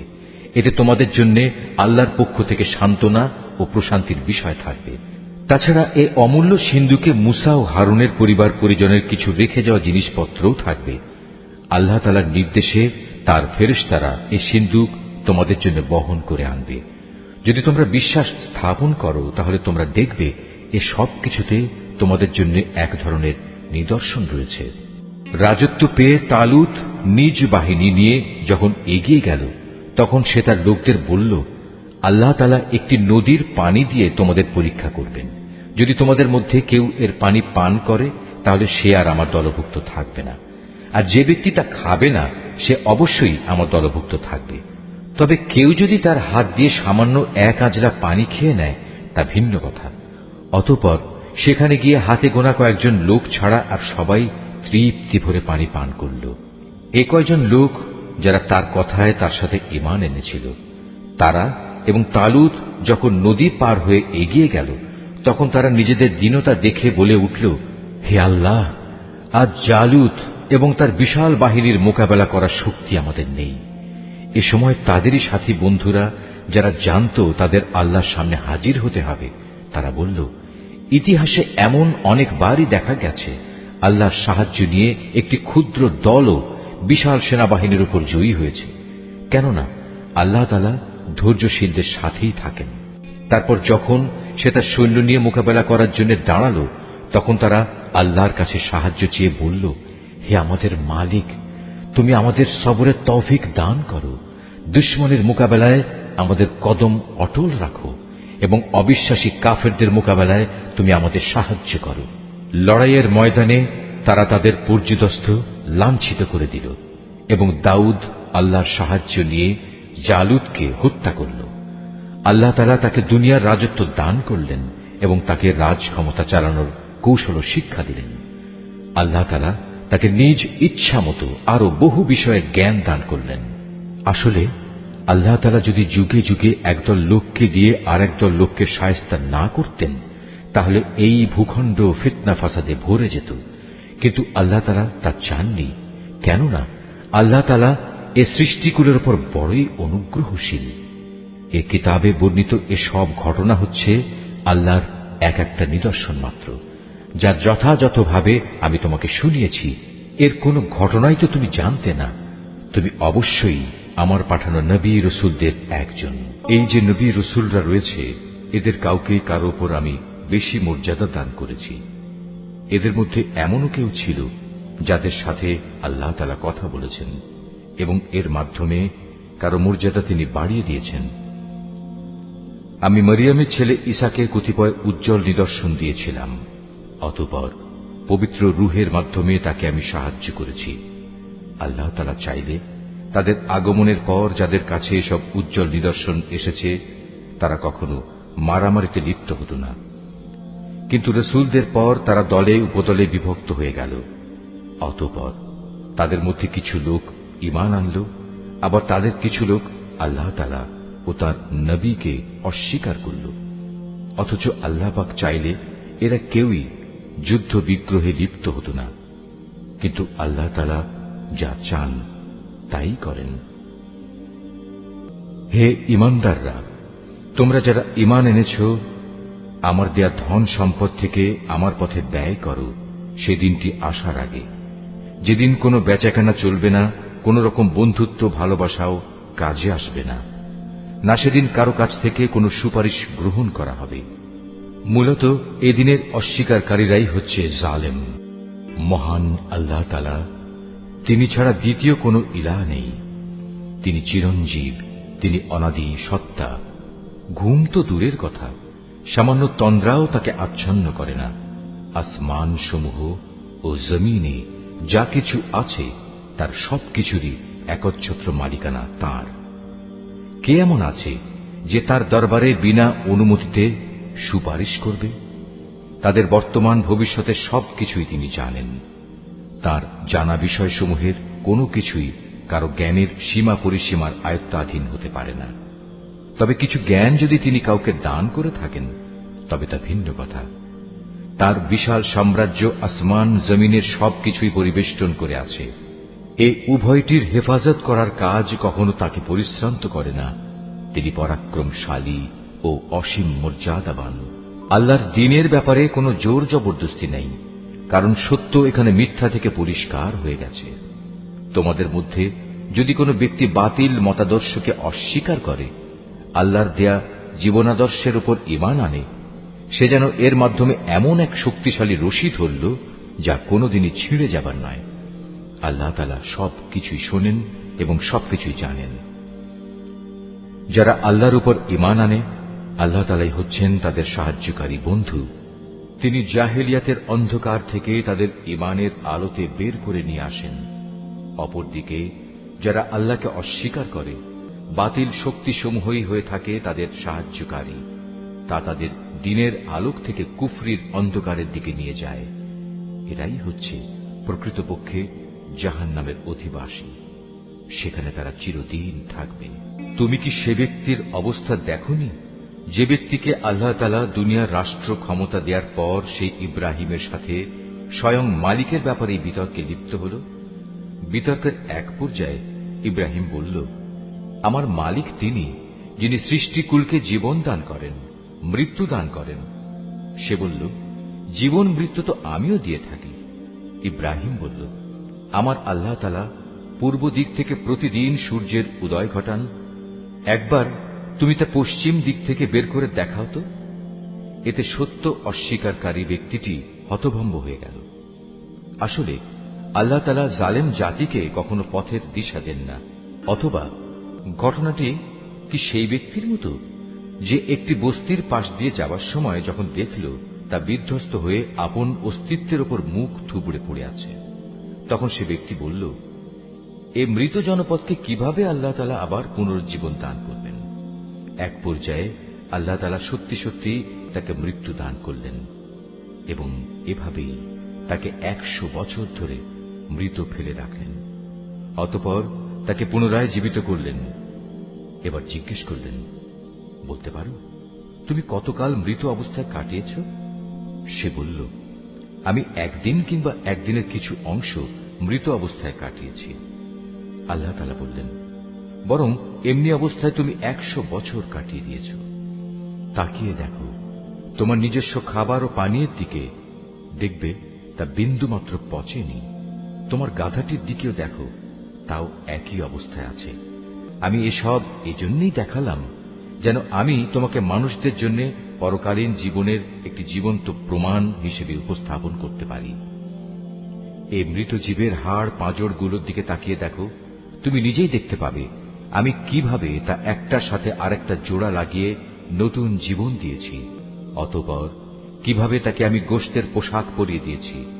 অতএব এভাবে আল্লাহর দেখানো এ বিষয়টি যখন তার কাছে পরিষ্কার হয়ে গেল, তখন সে বলে উঠল, আমি এটা জানি, অবশ্যই আল্লাহ তাআলা সব কিছুর উপর ক্ষমতাবান। আরো স্মরণ করো যখন ইব্রাহিম বলল, হে মালিক, মৃতকে তুমি কিভাবে পুনরায় জীবিত করো তা আমাকে একটু দেখিয়ে দাও। আল্লাহ তাআলা বললেন, কেন, না দেখে কি তুমি বিশ্বাস করো না? ইব্রাহিম বলল, হ্যাঁ প্রভু, আমি বিশ্বাস করি, কিন্তু এর দ্বারা আমার মন একটু সান্ত্বনা পাবে, এই যা। আল্লাহ তাআলা বললেন, তুমি বরং এক কাজ করো, 4টি পাখি ধরে আনো, অতঃপর আস্তে আস্তে এই পাখিগুলোকে তোমার কাছে পোষ মানিয়ে নাও, যাতে ওদের নাম তোমার কাছে পরিচিত হয়ে যায়। তারপর তাদের শরীর কেটে কয়েক টুকরা ভাগ করো। তাদের কাটা এক একটি টুকরো এক একটি পাহাড়ের উপর রেখে এসো। অতঃপর ওদের সবার নাম ধরে তুমি ডাকো। দেখবে জীবন্ত পাখিতে পরিণত হয়ে ওরা তোমার কাছে দৌড়ে আসবে। তুমি জেনে রাখো, আল্লাহ তাআলা মহা শক্তিশালী, বিজ্ঞ, কুশলী। যারা নিজেদের ধন সম্পদ আল্লাহ তাআলার পথে খরচ করে, তাদের উদাহরণ হচ্ছে একটি বীজের মতো, যে বীজটি বপন করার পর তা থেকে একে একে 7টি শীষ বেরুল, আবার এর প্রতিটি শীষে রয়েছে 100 শস্য দানা। আসলে আল্লাহ তাআলা যাকে চান তাকে বহু গুণ বৃদ্ধি করে দেন। আল্লাহ তাআলা অনেক প্রশস্ত, অনেক বিজ্ঞ। যারা আল্লাহ তাআলার পথে নিজেদের ধন সম্পদ ব্যয় করে এবং ব্যয় করে তা প্রচার করে বেড়ায় না, খোঁটা দেয় না এবং কষ্টও দেয় না, এজন্য তাদের মালিকদের কাছে তাদের জন্য পুরস্কার সংরক্ষিত রয়েছে। শেষ বিচারের দিন এদের কোনো ভয় নেই। তাদের সেদিন দুশ্চিন্তাগ্রস্তও হতে হবে না। একটুখানি সুন্দর কথা বলা এবং উদারতা দেখিয়ে ক্ষমা করে দেয়া সেই দানের চাইতে অনেক ভালো। যে দানের পরিণামে কষ্টই আসে, আল্লাহ তাআলা কারোরই মুখাপেক্ষী নন, তিনি পরম ধৈর্যশীল বটে। হে ঈমানদার বান্দারা, তোমরা উপকারের খোঁটা দিয়ে এবং অনুগৃহীত ব্যক্তিকে কষ্ট দিয়ে তোমাদের দান সদকা বরবাদ করে দিও না, ঠিক সেই হতভাগ্য ব্যক্তির মতো যে শুধু লোক দেখানোর উদ্দেশ্যে দান করে। সে আল্লাহ তাআলা ও পরকালের উপর বিশ্বাস করে না। তার দানের উদাহরণ হচ্ছে যেন একটি মসৃণ শিলাখণ্ডের উপর কিছু মাটির আবরণ পড়ল, সেখানে মুষলধারে বৃষ্টিপাত হল, অতঃপর তা পাথরটিকে শক্ত করিয়ে রেখে গেল। দান খয়রাত করে তারা যা কিছু অর্জন করল, তা দিয়ে তারা কিছুই করতে পারল না। আর যারা আল্লাহকে বিশ্বাস করে না, আল্লাহ তাআলা তাদের কখনো সঠিক পথ দেখান না। অপরদিকে যারা আল্লাহ তাআলার সন্তুষ্টির জন্য এবং নিজেদের মানসিক অবস্থা আল্লাহর পথে সুদৃঢ় রাখার জন্য নিজেদের ধন সম্পদ ব্যয় করে, তাদের উদাহরণ হচ্ছে যেন তা কোনো উঁচু পাহাড়ের উপত্যকায় একটি সুসজ্জিত ফসলের বাগান। যদি সেখানে প্রবল বৃষ্টিপাত হয়, তাহলে ফসলের পরিমাণ দ্বিগুণ হয়। আর প্রবল বৃষ্টিপাত না হলেও বৃষ্টির শিশির বিন্দুগুলোই ফসলের জন্য যথেষ্ট হয়। আল্লাহ তাআলা ভালো করে পর্যবেক্ষণ করেন তোমরা কে কি কাজ করো। তোমাদের কেউ কি চাইবে যে তার কাছে ফলে ফুলে সুশোভিত একটি বাগান থাকুক, যাতে খেজুর ও আঙুর সহ বিভিন্ন ধরনের ফলমূল থাকবে, তার তলদেশ দিয়ে আবার প্রবহমান থাকবে কতিপয় ঝর্ণাধারা, আর এর ফল ভোগ করার আগেই বাগানের মালিক বয়সের ভারে নুয়ে পড়বে এবং তার কিছু দুর্বল সন্তান থাকবে। এই অবস্থায় হঠাৎ করে এক আগুনে বাতাস এসে তার সব স্বপ্ন জ্বালিয়ে দিয়ে যাবে। এভাবেই আল্লাহ তাআলা তার নিদর্শনগুলো তোমাদের কাছে সুস্পষ্টভাবে বর্ণনা করেন, যাতে তোমরা আল্লাহ তাআলার এসব কথার উপর চিন্তা গবেষণা করতে পারো। হে ঈমানদার লোকেরা, তোমরা নিজেরা যা অর্জন করেছ সে পবিত্র সম্পদ এবং যা আমি জমিনের ভেতর থেকে তোমাদের জন্য বের করে এনেছি, তার থেকে একটি উৎকৃষ্ট অংশ আল্লাহর পথে ব্যয় করো। আল্লাহর জন্য এমন নিকৃষ্টতম জিনিসগুলো বেছে রেখে তার থেকে ব্যয় করো না, যা অন্যরা তোমাদের দিলে তোমরা তা গ্রহণ করবে না। অবশ্য যা কিছু তোমরা অনিচ্ছাকৃতভাবে গ্রহণ করো তা আলাদা। তোমরা জেনে রেখো, আল্লাহ তাআলা তোমাদের দানের মুখাপেক্ষী নন, সব প্রশংসার মালিক তো তিনিই। শয়তান সব সময় তোমাদের অভাব অনটনের ভয় দেখাবে এবং সে নানাবিধ অশ্লীল কর্মকাণ্ডের আদেশ দেবে। আর আল্লাহ তাআলা তোমাদের তার কাছ থেকে অসীম বরকত ও ক্ষমার প্রতিশ্রুতি দিচ্ছেন এবং সেদিকেই তিনি তোমাদের ডাকছেন। আল্লাহ তাআলা প্রাচুর্যময় ও সম্যক অবগত। আল্লাহ তাআলা যাকে চান তাকে একান্তভাবে তার পক্ষ থেকে বিশেষ জ্ঞান দান করেন। আর যে ব্যক্তিকে আল্লাহ তাআলার সেই বিশেষ জ্ঞান দেওয়া হল, সে যেন মনে করে তাকে প্রচুর কল্যাণ দান করা হয়েছে। আর প্রজ্ঞা সম্পন্ন ব্যক্তি ছাড়া আল্লাহর এসব কথা থেকে অন্য কেউ কোনো শিক্ষায় গ্রহণ করতে পারে না। তোমরা যা কিছু খরচ করো আর যা কিছু খরচ করার জন্য মানত করো, আল্লাহ তাআলা অবশ্যই তা ভালো করেই জানেন। জালেমদের আসলেই কোনো সাহায্যকারী নেই। আল্লাহ তাআলা সন্তুষ্টির জন্য তোমরা যা কিছু দান করো তা যদি প্রকাশ্যভাবে মানুষদের সামনে করো তা ভালো কথা, তাতে কোনো দোষ নেই। তবে যদি তোমরা তা মানুষদের কাছে গোপন রাখো এবং চুপে চুপে অসহায়দের দিয়ে দাও, তা হবে তোমাদের জন্য উত্তম। এ দানের কারণে আল্লাহ তাআলা তোমাদের বহুবিধ গুনাহ খাতা মুছে দেবেন। আর তোমরা যাই করো না কেন, আল্লাহ তাআলা সবকিছু সম্পর্কে ওয়াকিবহাল রয়েছেন।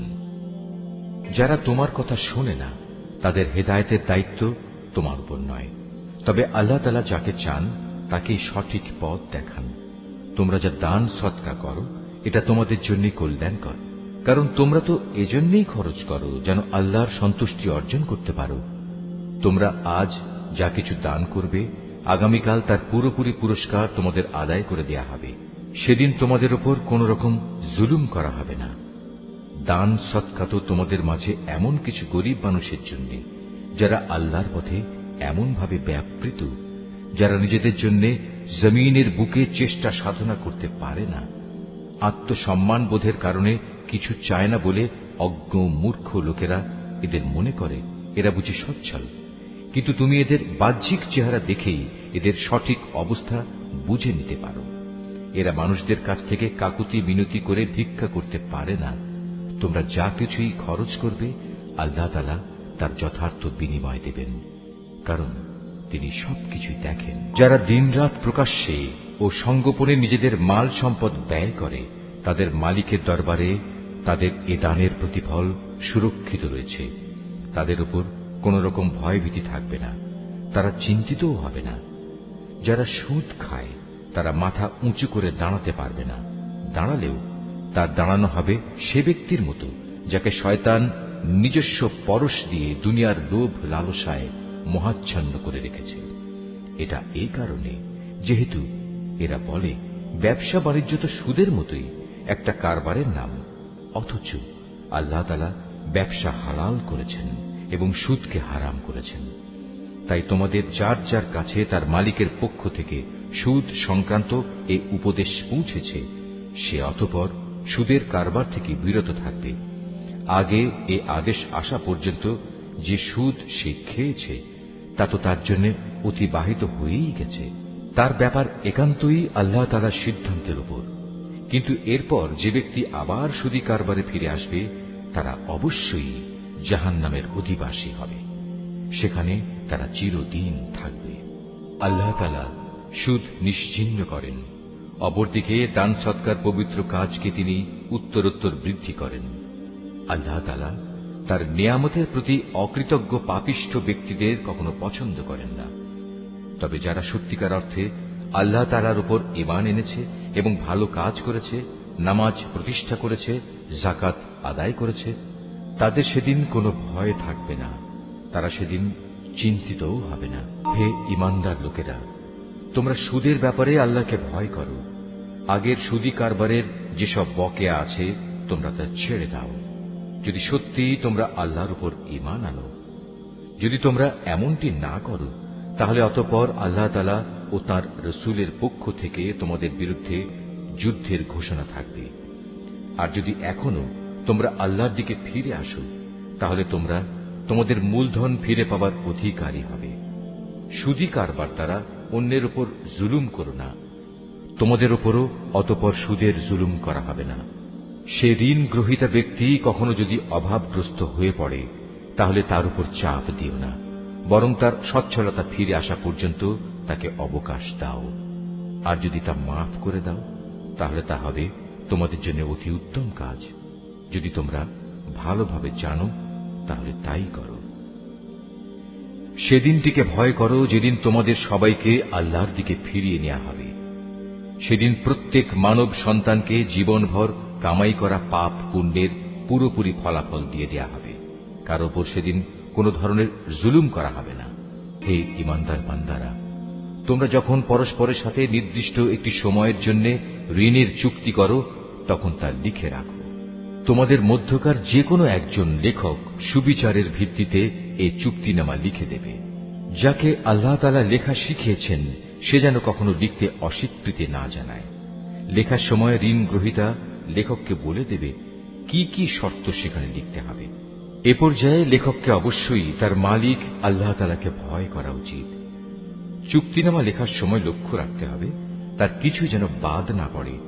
যদি সে ঋণ গ্রহীতা অজ্ঞ, মূর্খ এবং সব দিক থেকে দুর্বল হয়, অথবা চুক্তিনামার কথাবার্তা বলে দেওয়ার ক্ষমতাই তার না থাকে, তাহলে তার পক্ষ থেকে তার কোনো অভিভাবক ন্যায়ানুগ পন্থায় বলে দেবে কি কি কথা লিখতে হবে। তদুপরি তোমাদের মধ্যে থেকে দুইজন পুরুষকে এ চুক্তিপত্রে সাক্ষী বানিয়ে নিও। যদি দুইজন পুরুষ একত্রে পাওয়া না যায়, তাহলে একজন পুরুষ এবং দুজন মহিলা সাক্ষী হবে, যাতে করে তাদের একজন ভুলে গেলে দ্বিতীয়জন তাকে স্মরণ করিয়ে দিতে পারে। এমন সব লোকদের মধ্যে থেকে সাক্ষী নিতে হবে যাদের উভয় পক্ষ পছন্দ করবে। সাক্ষীদের যখন সাক্ষী প্রদানের জন্য ডাকা হবে, তখন তারা তা অস্বীকার করবে না। লেনদেনের সময় পরিমাণ ছোট হোক কিংবা বড় হোক, দিনক্ষণ সহ তা লিখে রাখার ব্যাপারে অবহেলা করো না। এটা আল্লাহর কাছে ন্যায্যতর ও সাক্ষ্য দানের ক্ষেত্রে অধিক মজবুত ভিত্তির উপর প্রতিষ্ঠিত, এবং পরবর্তীকালে যাতে তোমরা সন্দিগ্ধ না হও তার সমাধানের জন্যও এটা নিকটতর পন্থা। যা কিছু তোমরা নগদ হাতে হাতে আদান প্রদান করো তা সব সময় না লিখলেও তোমাদের কোনো ক্ষতি নেই, তবে ব্যবসায়িক লেনদেনের সময় অবশ্যই সাক্ষী রাখবে। দলিলের লেখক ও চুক্তিনামার সাক্ষীদের কখনো তাদের মত বদলানোর জন্য কষ্ট দেয়া যাবে না। তারপরেও তোমরা যদি তাদের এ ধরনের যাতনা প্রদান করো, তাহলে জেনে রেখো তা হবে তোমাদের জন্য একটি মারাত্মক গুনাহ। এ ব্যাপারে আল্লাহ তাআলা তোমাদের সব কিছুই শিখিয়ে দিচ্ছেন, কেননা আল্লাহ তাআলা সব কিছুই জানেন। যদি তোমরা কখনো সফরে থাকো এবং এ কারণে ঋণের চুক্তি লেখার মতো কোনো লেখক না পাও, তাহলে চুক্তি লেখার বদলে কোনো জিনিস বন্ধক রেখে দাও। যখন তোমাদের কোনো ব্যক্তি অপর ব্যক্তিকে কোনো বন্ধকি জিনিসের ব্যাপারে বিশ্বাস করে, এমতাবস্থায় যে ব্যক্তিকে বিশ্বাস করা হয়েছে তার উচিত সেই আমানত যথাযথ ফেরত দেয়া এবং আমানতের ব্যাপারে আল্লাহ তাআলাকে ভয় করা, যিনি তার মালিক। তোমরা কখনো সাক্ষ্য গোপন করো না। যে ব্যক্তি তা গোপন করে সে অবশ্যই অন্তরের দিক থেকে পাপিষ্ঠ সাব্যস্ত হয়। বস্তুত আল্লাহ তাআলা তোমাদের যাবতীয় কাজকর্মের ব্যাপারে সম্যক অবগত রয়েছেন। আসমান জমিনে যা কিছু আছে তা সবই আল্লাহ তাআলার জন্য।